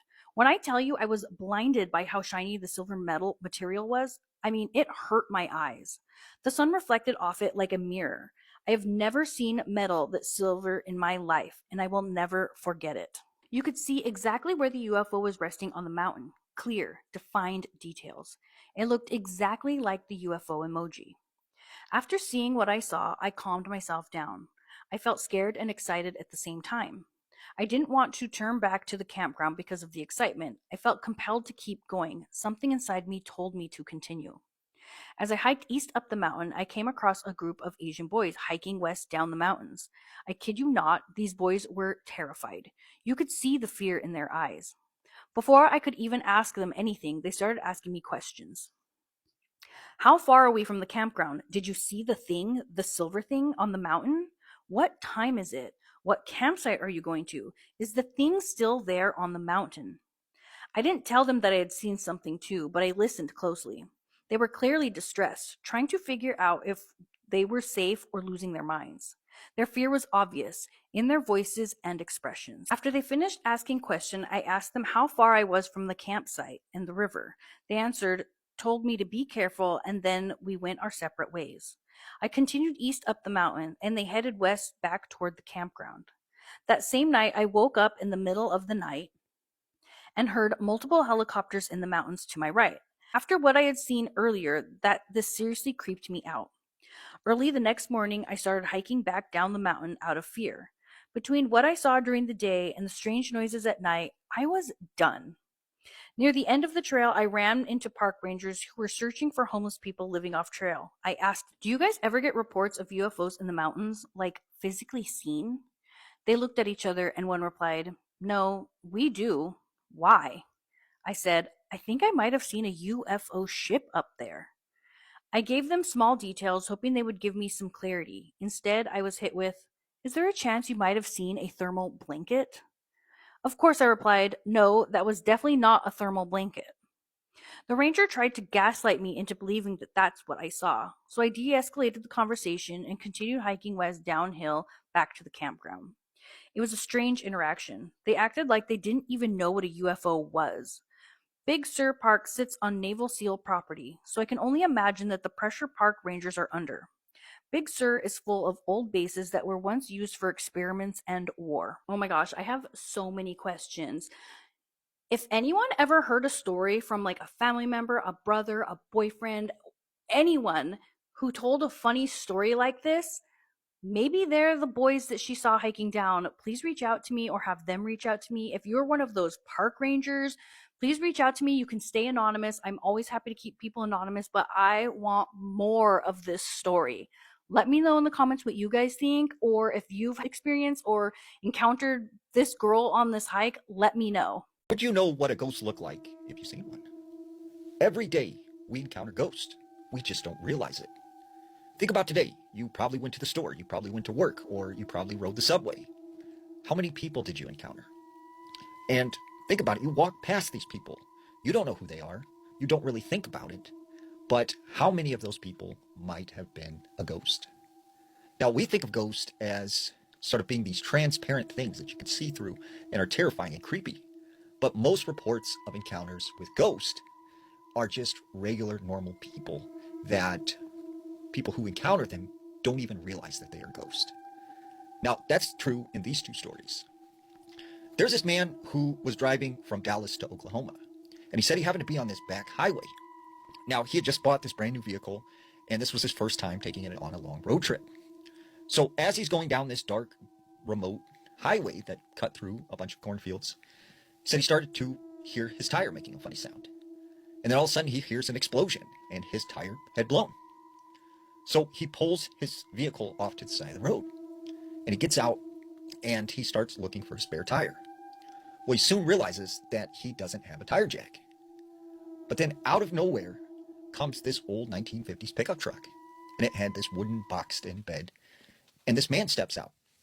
He's sort of this taller African-American man wearing these jean overalls, and he's got some black boots on. And he said this man walked over to him and said, hey, let me help you out. Looks like you're having some car trouble.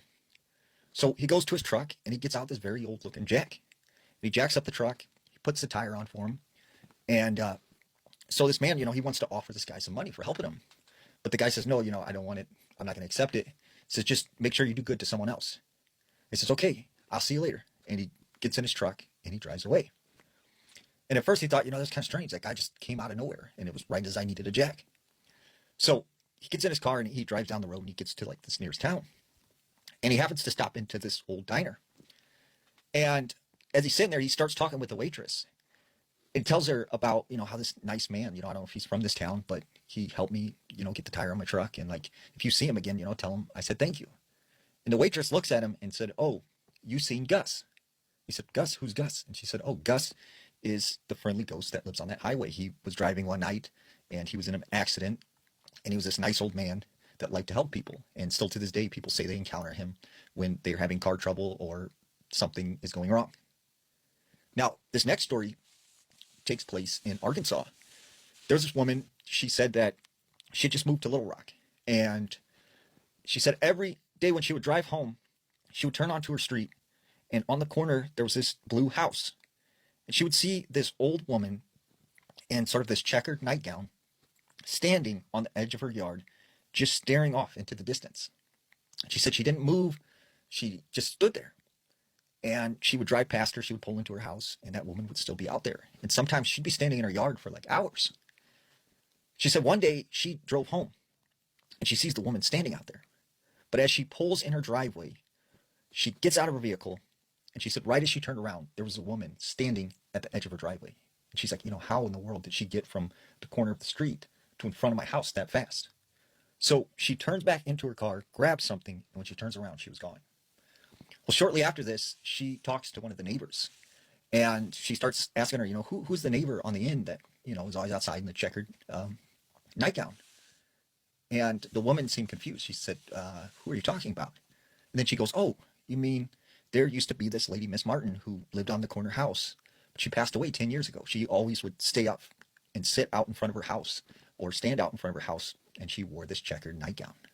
This story just broke my heart because this woman fought with every inch of her life, but she ended up passing away in the end, and you'll never guess who was behind her homicide. In St. Paul, Minnesota in 1963, a woman named Ruthie was just watching TV when all of a sudden she heard her doorbell ring. When she opened the door, there was a woman on the ground and she was covered in blood. The woman was her neighbor, Carol Thompson. She had been brutally attacked with a blunt object, was beaten in the head, and also attacked with a sharp weapon, and that weapon was still lodged in the side of her neck, and she was immediately rushed to the hospital. Carol is 34 years old, and she's married to her husband, Eugene, who is a lawyer, and they have 4 children together.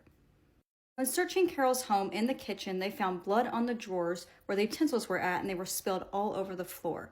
They were able to follow the blood trail from the kitchen to the front door, where they did find 3 rounds from a semi-automatic pistol, but they were never fired. They also found some black and white plastic, possibly from a handmade grip from the semi-automatic weapon. They then went upstairs into the bathroom, and they noticed in the tub there was still about 5 to 6 inches of water, and there was also a big rubber hose. Then they led to the bedroom, where it looked like a robbery was interrupted. Their drawers were pulled out, but there was nothing valuable taken, so they do believe this was a staged robbery. Police speak with Carol's husband, Eugene, or he goes by the name Cotton. He explains that it was like any other day. He woke up that morning, he took a bath, Carol made him breakfast and the kids breakfast. He left about 8 a.m., he went to work, and the kids went to school. He called his wife about 8:30 because he wanted to make sure he was going to pick up the kids from school because she was going to go to night school that night. And it didn't seem like anything was out of the ordinary. Cotton does have an alibi. He had a ton of witnesses that saw him in the building the time of his wife's homicide.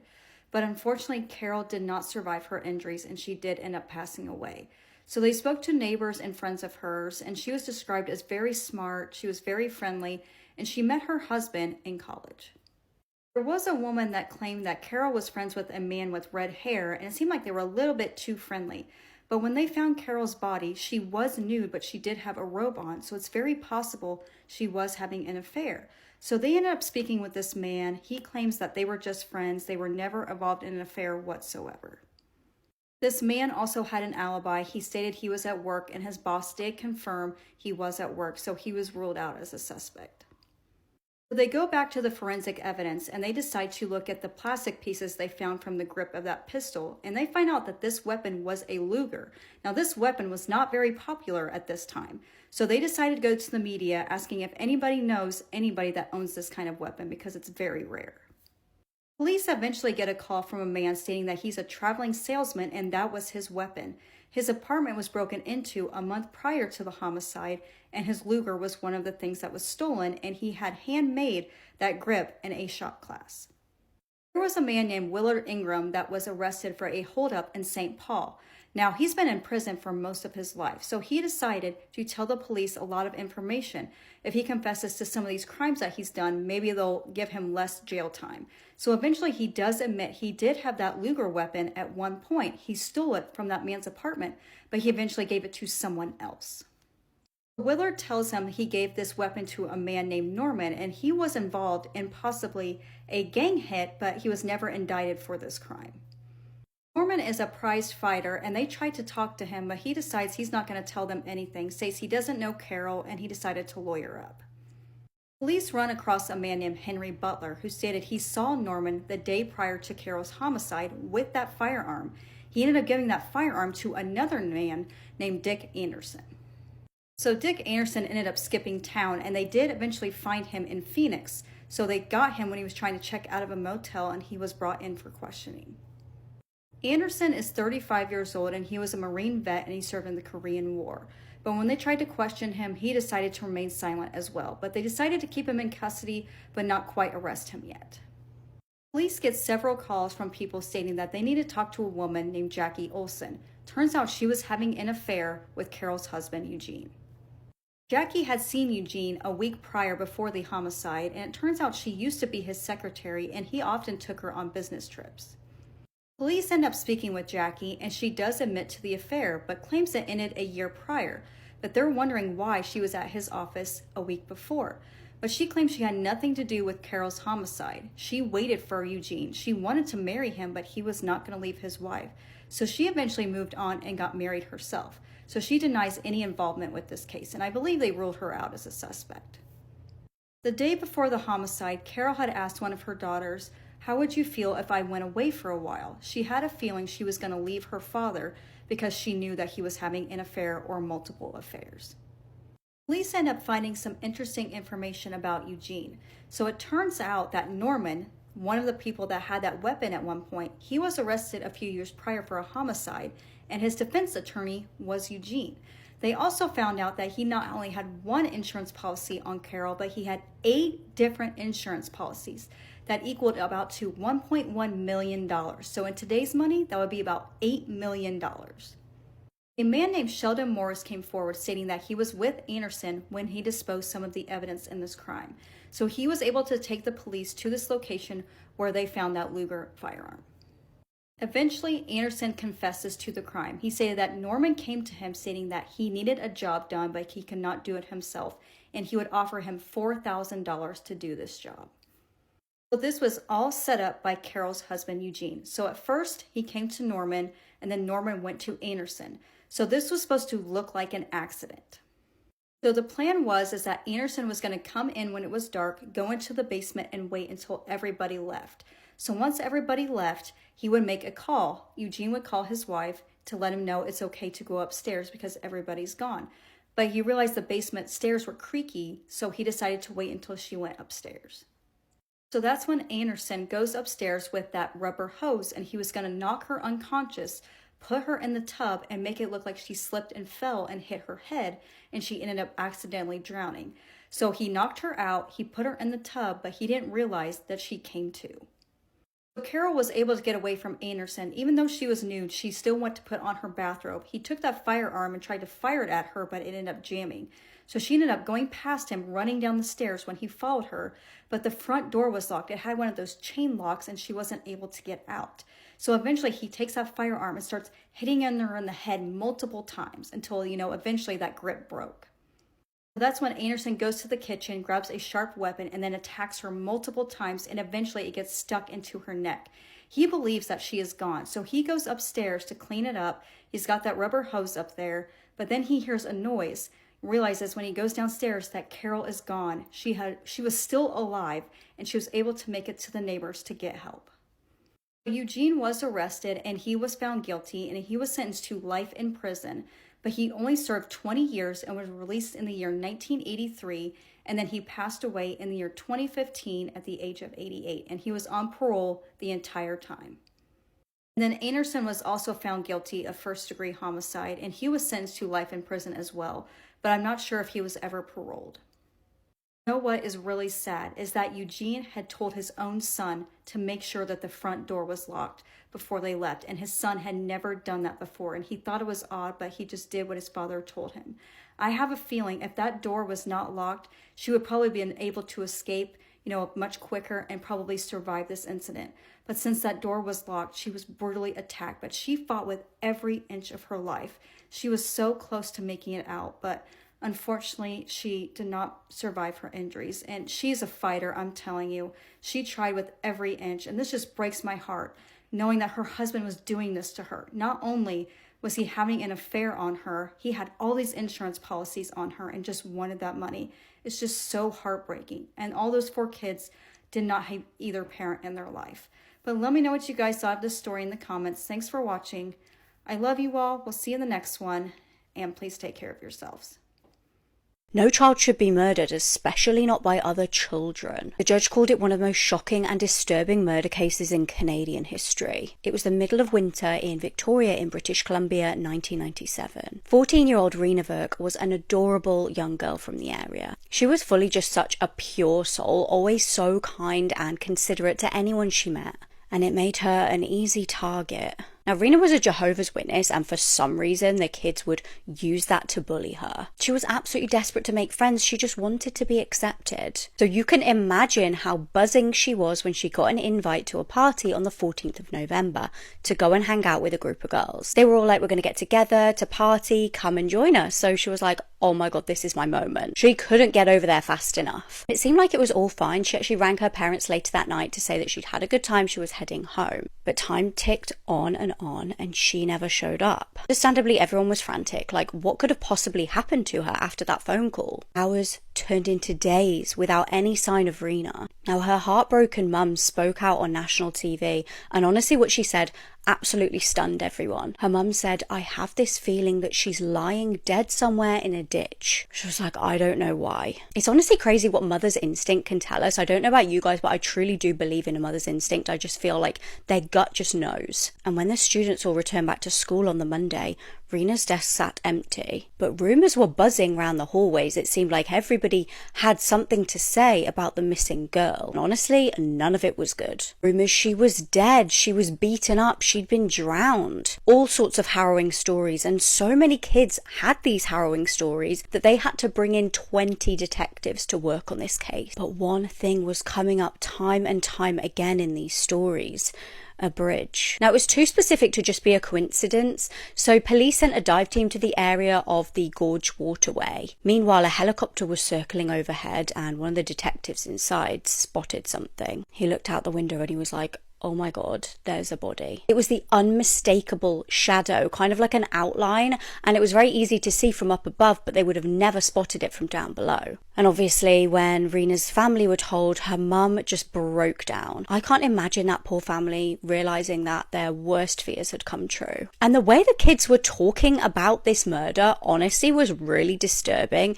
It was like they weren't bothered in the slightest. Through their interviews, it turned out that there were 7 girls involved in this murder and 1 guy. Warren Glowatsky, Nicole Cook, Nicole Patterson, Missy Grace Pleach, Courtney Keith, Gail Ooms, and Kelly Ellard. And there were a lot of rumours about why this attack had taken place. I mean, it's totally irrelevant. You can never justify killing somebody. The girls were kind of saying that something had been said by Rena that they took a disliking to. And apparently they had followed her and chased her down underneath the bridge, started beating her, and just relentlessly attacking. Blows to the head, kicks, punches. She kept trying to run away, bless her, but they kept dragging her back. She stood no chance against this literal mob. As she was shielding her face with her arms, they grabbed her and dragged her down to the water. Kelly Ellard then grabbed her head, forced it under the water until she drowned. Now, I can't imagine more of a sick and inhumane thing to do. These were 14 and 15-year-olds. Now, Warren ended up pleading not guilty to second-degree murder, and he actually blamed Kelly for being the ringleader. Regardless, whoever the ringleader is, you surely run and get help. You don't join in. He was given life in prison, but was eventually released in 2010. Now, Kelly was always either smirking or like scowling in the photos and videos of her arriving and leaving court. It was honestly like it was everybody else's problem that she was there. She got found guilty and given life for second-degree murder, but she just wouldn't stop appealing. She shockingly did get released for a short while they reviewed her conviction, but thankfully it was reinstated. The rest of the group, in my opinion, honestly just got away with a slap on the wrist. Because of their age and lack of evidence, they basically just got away with it. They just carried on living their normal lives, but the heartbreak wasn't over for Rena's family. Horrifically, 20 years after she lost her daughter, Rena's mum, Suman, passed away in a tragic accident after choking at a restaurant. Do you believe in haunted houses? The Morris Jumel Mansion is the oldest house in Manhattan. It was built in 1765 for Colonel Roger Morris and his wife. The history of this house is pretty wild. George Washington used this as a headquarters in October of 1776 during the Revolutionary War. As you can imagine, many people believe that this place is haunted. But the one alleged ghost that I want to focus on today is that of Eliza Jumel. Eliza and her husband, Stephen, took control of the house in 1810. Their marriage wasn't great though. They fought often and it just was not a good marriage. In fact, it was so tumultuous that people rumored that she was having an affair with Aaron Burr. Yes, one of America's founding fathers, Aaron Burr.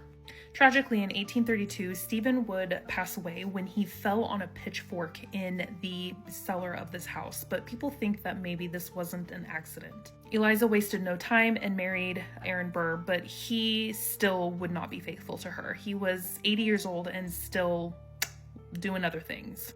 Eliza divorced Aaron 3 years later. He would pass away shortly after that. Then Eliza's mental health started deteriorating and she also passed away, obviously. The rumors of Eliza haunting the Morris Jumel mansion happened very quickly after she passed away. People were convinced that they saw her walking around in a white gown. She would create all kinds of noises around the house that were very eerie. But not only that, many seances would reveal that Stephen was also wandering the grounds. He would tell the people who were in the seance that he had in fact been murdered and buried alive.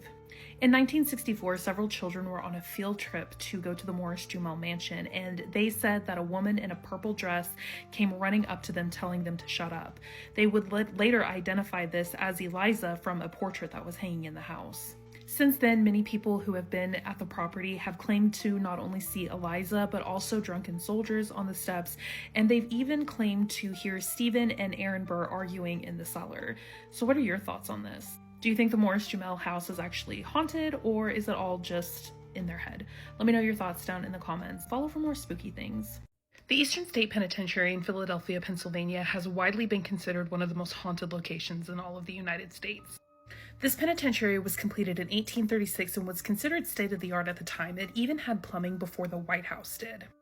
But treatment of prisoners was considered to some to be cruel and unusual. There was no human connection for the prisoners and no interaction with anyone when you were in this prison. In order to be fed, they had feed slots and they would just deposit basically your food into these feed slots, and that's how you got your food. Guards would even wear fabric on their feet so that their footsteps were silent. If they were allowed to leave their prison cell, then they had to wear masks that basically blinded them. There was no connection from home. You weren't allowed to get letters or anything. Now, the solitary confinement aspect of this would change in the 20th century, but this didn't mean that prisoners were treated any better.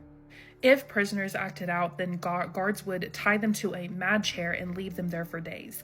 If they went on, they would dunk them in freezing water and then leave them out to freeze, basically. This went on for 142 years, and the Eastern State Penitentiary finally closed its doors in 1971, and that's when it was added to the National Registry of Historic Places. Since then, it's become a popular tourist spot, and many people think that there's a very dark energy that lingers in this prison.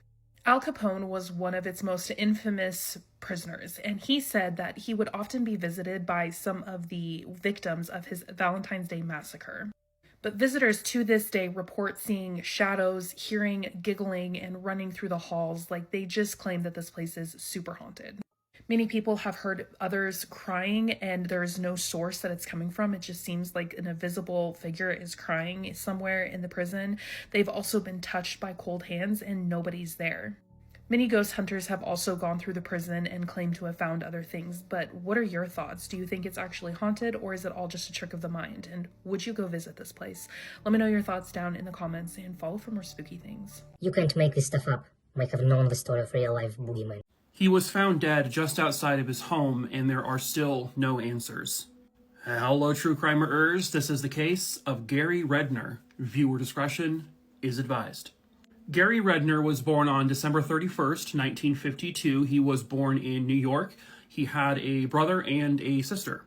Gary at one point was married, and they would have a son and a daughter together themselves. A fun fact about him is that he actually loved playing the drums, and at one point in his life he played backup for Bruce Springsteen.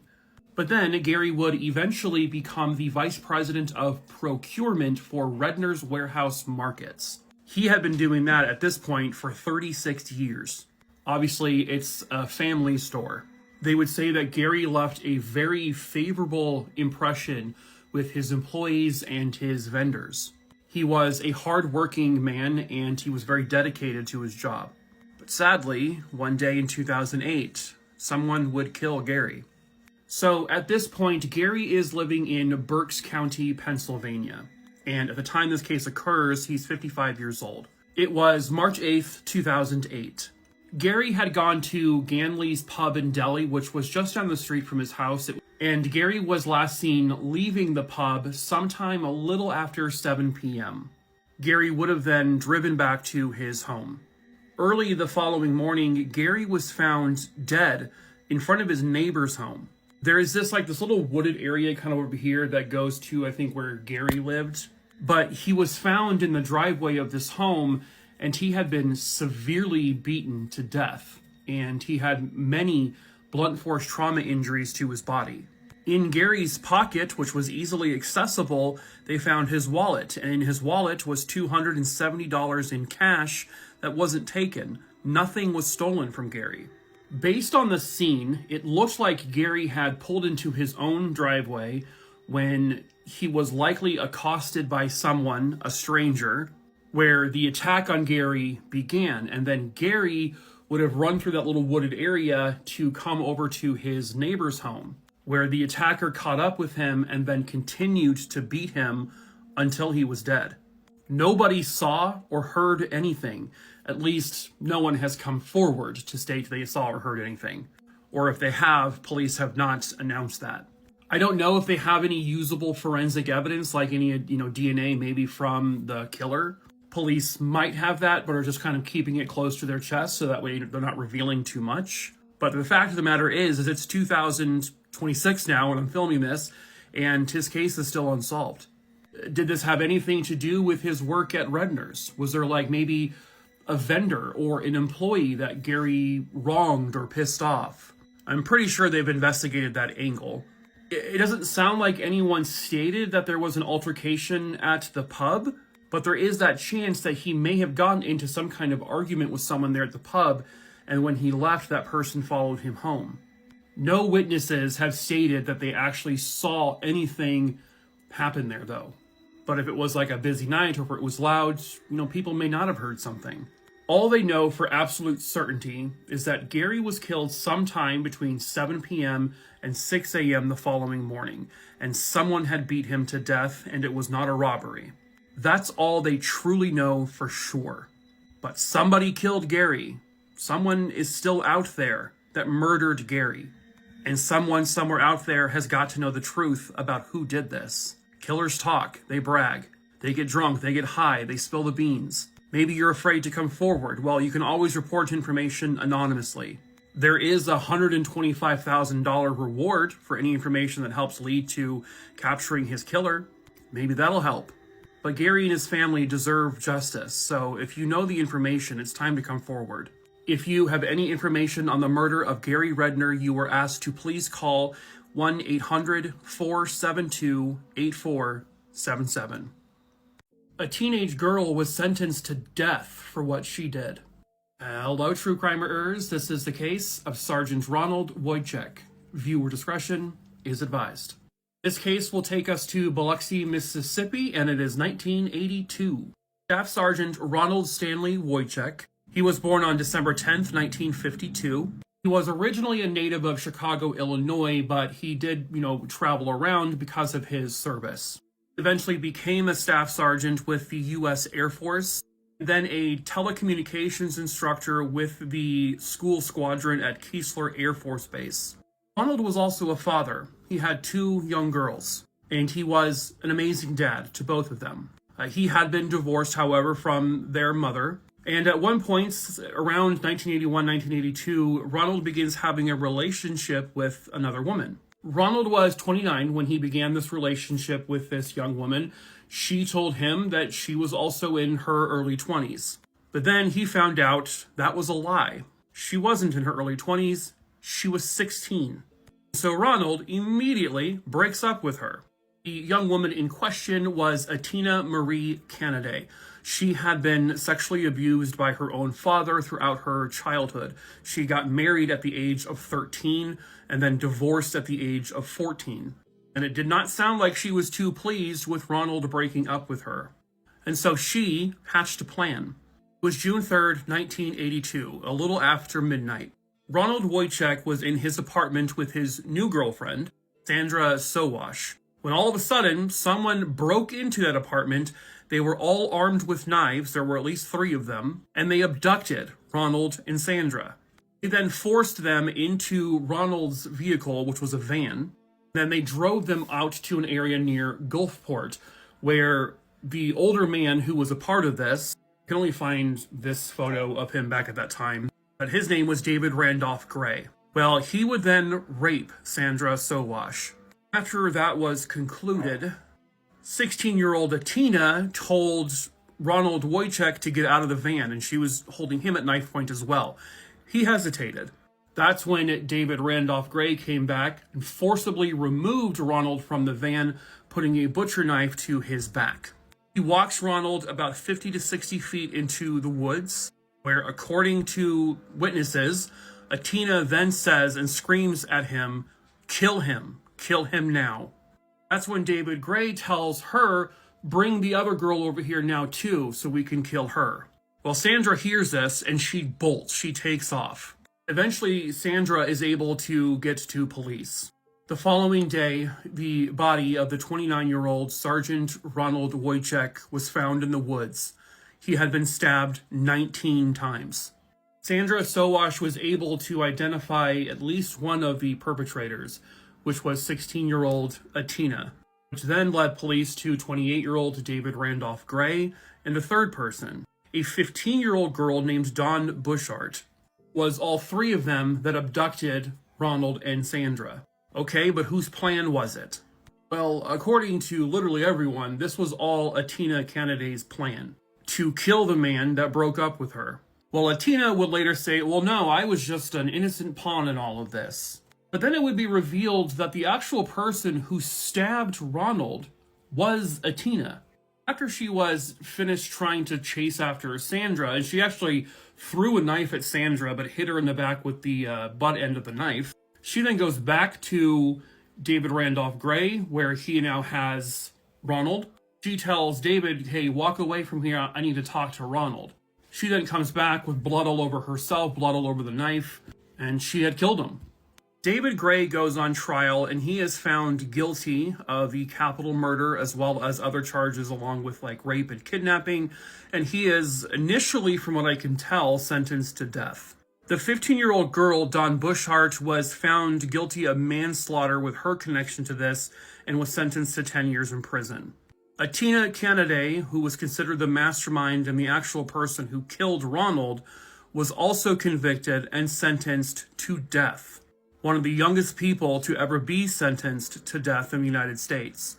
2 years later, the Supreme Court takes up a case and which leads them back to her sentencing, which then they toss out her death sentence and re-sentence her to life in prison with the possibility of parole, in which she was paroled in 2008. And so she is free as a bird now.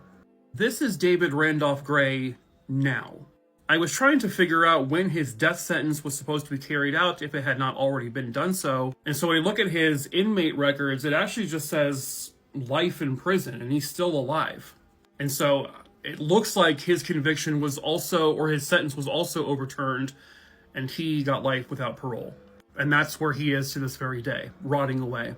She basically got off the death sentence simply because she was a minor when all of this occurred. Eventually, Lifetime would turn this story, loosely based, into a movie starring Brad Pitt and Juliette Lewis called Too Young to Die. Oh, Lifetime. When you think back to all of this, you have two girls who lost their father forever. And the actual person who truly did it is out there free, just walking around amongst everyone. And is that really justice? Is it? Oh, Jesus. 28 years after a wife and mother was found murdered, she finally got justice. Hello, true crimers. This is the case of Dawn Magyar. Viewer discretion is advised. Dawn Lee Swan Magyar was born on March 28th, 1952. When this case occurs, she is living in the Owasso area of Michigan. Dawn was one of 3 kids in the family. She also had 2 brothers. It's not a very good picture of him, but she would then go on to marry a man named Don Magyar. So this would become Dawn and Don Magyar. They then had a baby together, also named Donnie. Unfortunately, Don Magyar only got 20 years on this earth. On January 27th, 1973, Dawn would get into a borrowed pickup truck and head to town in Owasso to go grocery shopping. A friend would later tell police that they conversated with Dawn in the grocery store while they were in the checkout line. Dawn seemed totally normal and her normal happy self. But after that, Dawn was never seen again. Later that day, Don Magyar would report his wife, Dawn, missing. The day after she's reported missing, police find the pickup truck that Dawn had been using. It was abandoned, and inside that truck were the groceries that she had purchased. But the keys were there, but the keychain it looked like it had been kind of ripped apart, and the keys were kind of scattered around the ground, making police believe that something happened at this truck where an altercation took place and Dawn was likely abducted. The thing is nobody would report seeing or hearing anything like an abduction or anyone screaming or anything. But a search for the 20-year-old woman would begin, and it was a very thorough search. But then, on March 4th, 1973, 2 children, because I feel like it's always children, they were in a wooded area and they stumbled across a woman lying on her face. So they go and alert authorities. Police walk down the path. It's pretty well hidden into this wooded area where they find Dawn Magyar, and she was sadly deceased. Dawn had taken 3 bullets to her head, and the coroner also determined that she was raped, and they did collect male bodily fluid from her remains. She was shot and killed with a .22 caliber, and they believe that this happened roughly 90 minutes after she would have been abducted. In June of 1974, in the Shiwahasi River, someone found a gun. This gun, a revolver, and in it were 3 spent bullets, and this was a .22 caliber.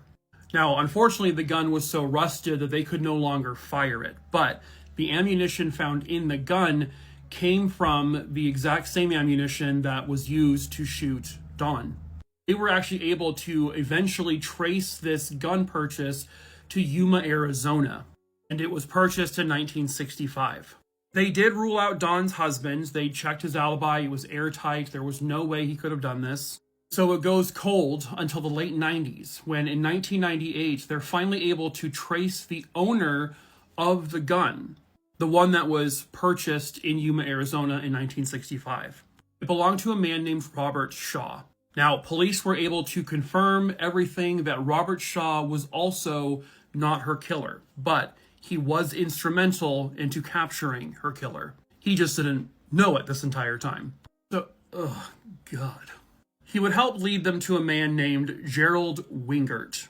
Robert Shaw's now ex-wife was dating Gerald Wingert when all of this happened. This also happened to coincide with the time that Robert Shaw misplaced or lost that gun. Gerald Wingert had a very lengthy history. When he was 20, he had been convicted of raping a blind college student, was released on parole. He had several other assaults under his name. They also at one point believed he was responsible for the murder of this young girl here, 16-year-old Laura Mae McVeigh. She was raped and found murdered in 1979. He was arrested for her murder, but the charges were later dismissed in 1982 for lack of evidence. Finally, in 2001, they were able to obtain a DNA sample from him, and they compared it to the DNA found with Dawn's remains. It was a match. March 7th, 2001, Kroger Brand Waldorf and Statler here was arrested and charged with Dawn's murder. He could not be charged for her abduction or rape, however, because there was a statute of limitations on those crimes. November of 2001, he goes on trial. The evidence against him is very overwhelming at that point, and he is found guilty and sentenced to life in prison without parole. In 2022, Gerald Wingert died in prison, and he was never convicted of any other cases. May he rot in hell. A young boy and a boat's captain go out to sea. They have not been seen since.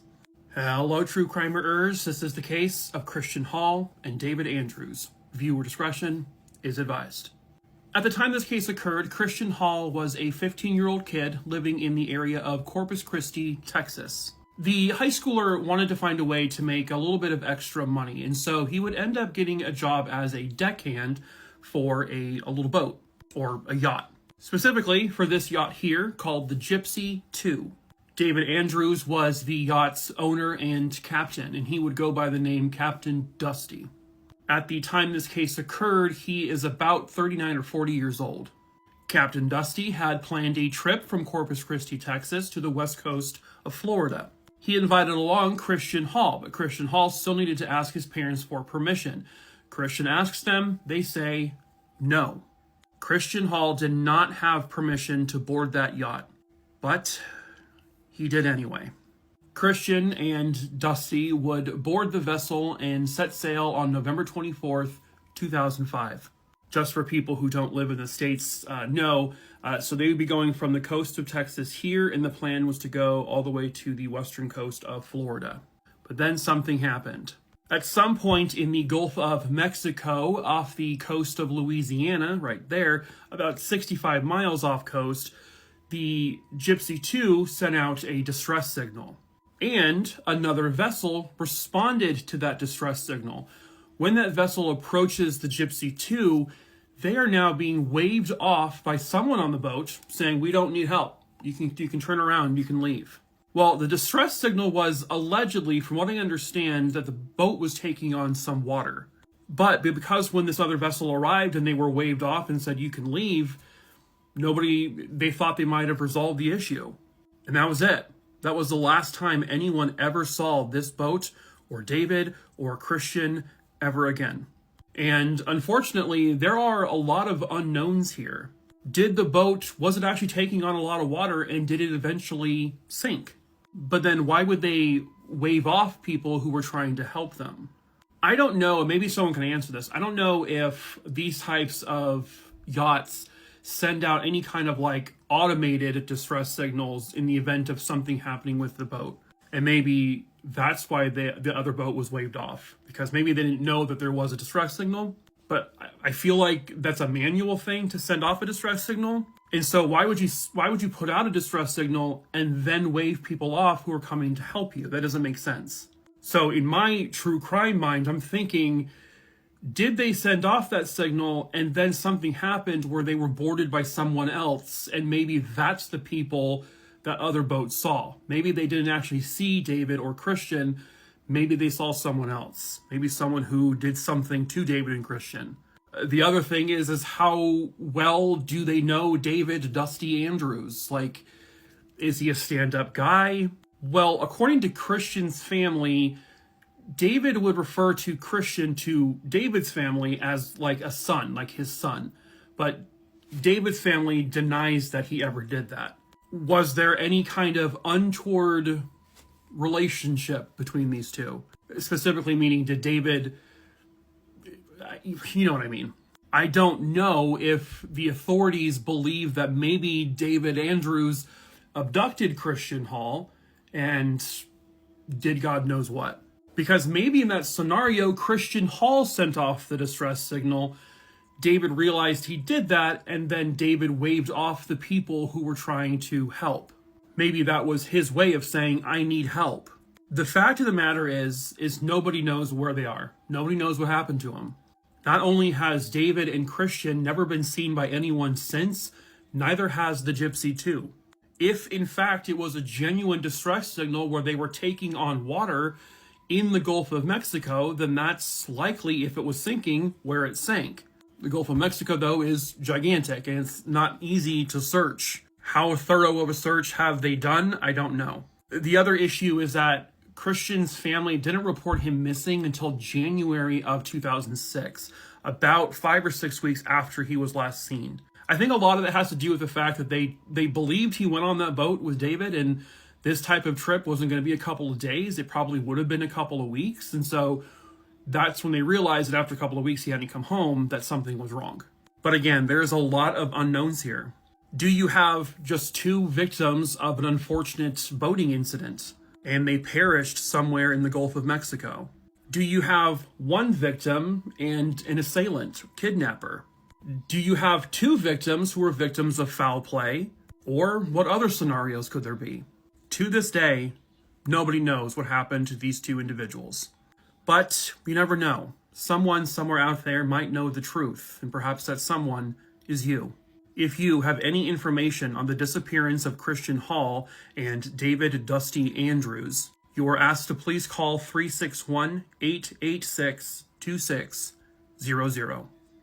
What is that one unsolved case that you cannot stop thinking about? For me, it's the case of Dorothy Scott, who for months before her murder was being stalked by a creepy man. She was then abducted in plain sight from under her friends' noses from a hospital, and to this day, her case is still unsolved. I'm True Crime Caitlin, and this is the murder of Dorothy Jane Scott. This is a shorter version of this case. To hear a fuller deep dive, head over to the True Crime Caitlin podcast. 32-year-old Dorothy was a single mother living with her auntie in Anaheim, California. She was a little bit on the reserved side. When she wasn't at work as a secretary, she would be at home with her son Sean, who was the light of her life. Dorothy adored Sean, and she would soak up every spare minute that she could with him, either watching cartoons together or reading together. She was described by her family as kind, caring, generous, the type of person where if you were cold, she would take the shirt off her back to give it to you. In October 1979, Dorothy began to receive really strange phone calls to her work phone and her home phone. On the other side was a man, and she thought that she recognized his voice, but she just couldn't place it. The phone call started off with him professing his love and obsession, adoration and attraction to Dorothy. But when that wasn't reciprocated, the tone began to shift. The man began to stalk Dorothy. He would ring her and tell her that he had been watching her all day long and he could prove it. He would tell her what she'd been wearing, where she'd gone, what she had done. Only things that he would know if he had in fact been stalking her.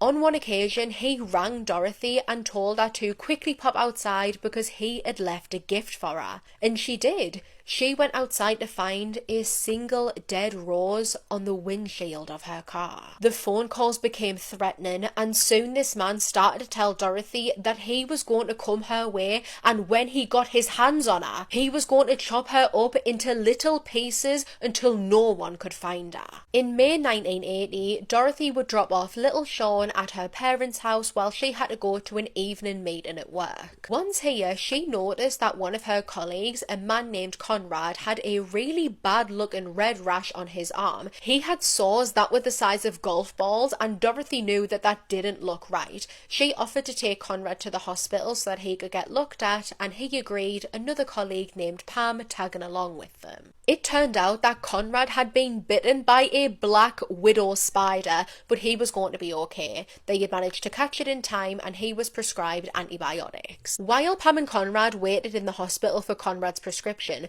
Dorothy offered to go and get her car and pull it to the front and pick them up at the door. But after watching her leave, they would never see her again. Sometime later, Pam and Conrad were stood outside of the hospital waiting for Dorothy when her car started to pull towards them, but it wasn't slowing down, it was speeding up. The car flew right past the two, racing away, driving right through a stop sign, and they couldn't see who was driving it because the car had its full beam headlights on and it blinded the two. This didn't make sense. Why would Dorothy speed away from them, driving the car so erratically, purposefully blinding them with the full beam headlights? Unless something was wrong. Pam would ring Dorothy's mum to ask if something had happened at home, but she said no, there was no reason for Dorothy to speed away like that. That evening, Dorothy Jane Scott would be reported missing, and only hours later, her car would be found in nearby Santa Ana, and it was engulfed in flames. Someone had doused it in gasoline and then set it alight. Thankfully, Dorothy herself wasn't found in the car. But where was she? This was a clear indicator to the police and investigators working on this case that Dorothy didn't just leave of her own accord. If she wanted to run away and start a new life or anything like that, why would she get rid of her only mode of transport? Weeks into the investigation into Dorothy's disappearance, her parents, Vera and Jacob, started to receive horrifying phone calls. A man had rang, and when Vera picked up the phone, he asked her if she was related to Dorothy Jane Scott, which Vera said, yes, she is her daughter, I am her mother. And he responded coldly, bluntly, quote, I've got her, before hanging up the phone. It's believed that that was the same man who had been stalking Dorothy for months.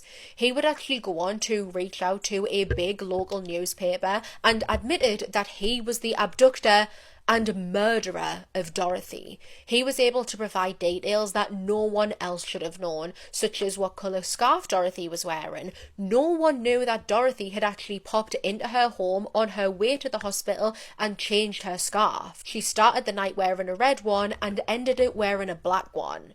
He detailed jewellery that she was wearing, and also that Conrad had been bitten by a black widow spider. He told the paper that he was in love with Dorothy and that he had murdered her because she was cheating on him, which, how could she have been? She didn't even know this man, and she was definitely not in a relationship with him. Despite the best efforts of police, they were never able to track down, trace or identify the caller. 4 years after her disappearance, Dorothy Jane Scott would be found. Her skeletal remains were discovered in Anaheim Hills, and actually only part of her skeleton was found. Alongside some of Dorothy's bones, there was also the skeleton of a dog, which really confused the investigators. Even after the discovery of Dorothy's remains, we are still no closer to discovering who done this to her, who had been stalking her, abducted her, and then murdered her. The person who did this evil man, got away with it, and I just think, does he have more victims that we don't know about? To hear this case in further detail, where I go through the entire investigation, all of the suspects and much more, make sure to tune in to the episode on the True Crime Caitlin podcast.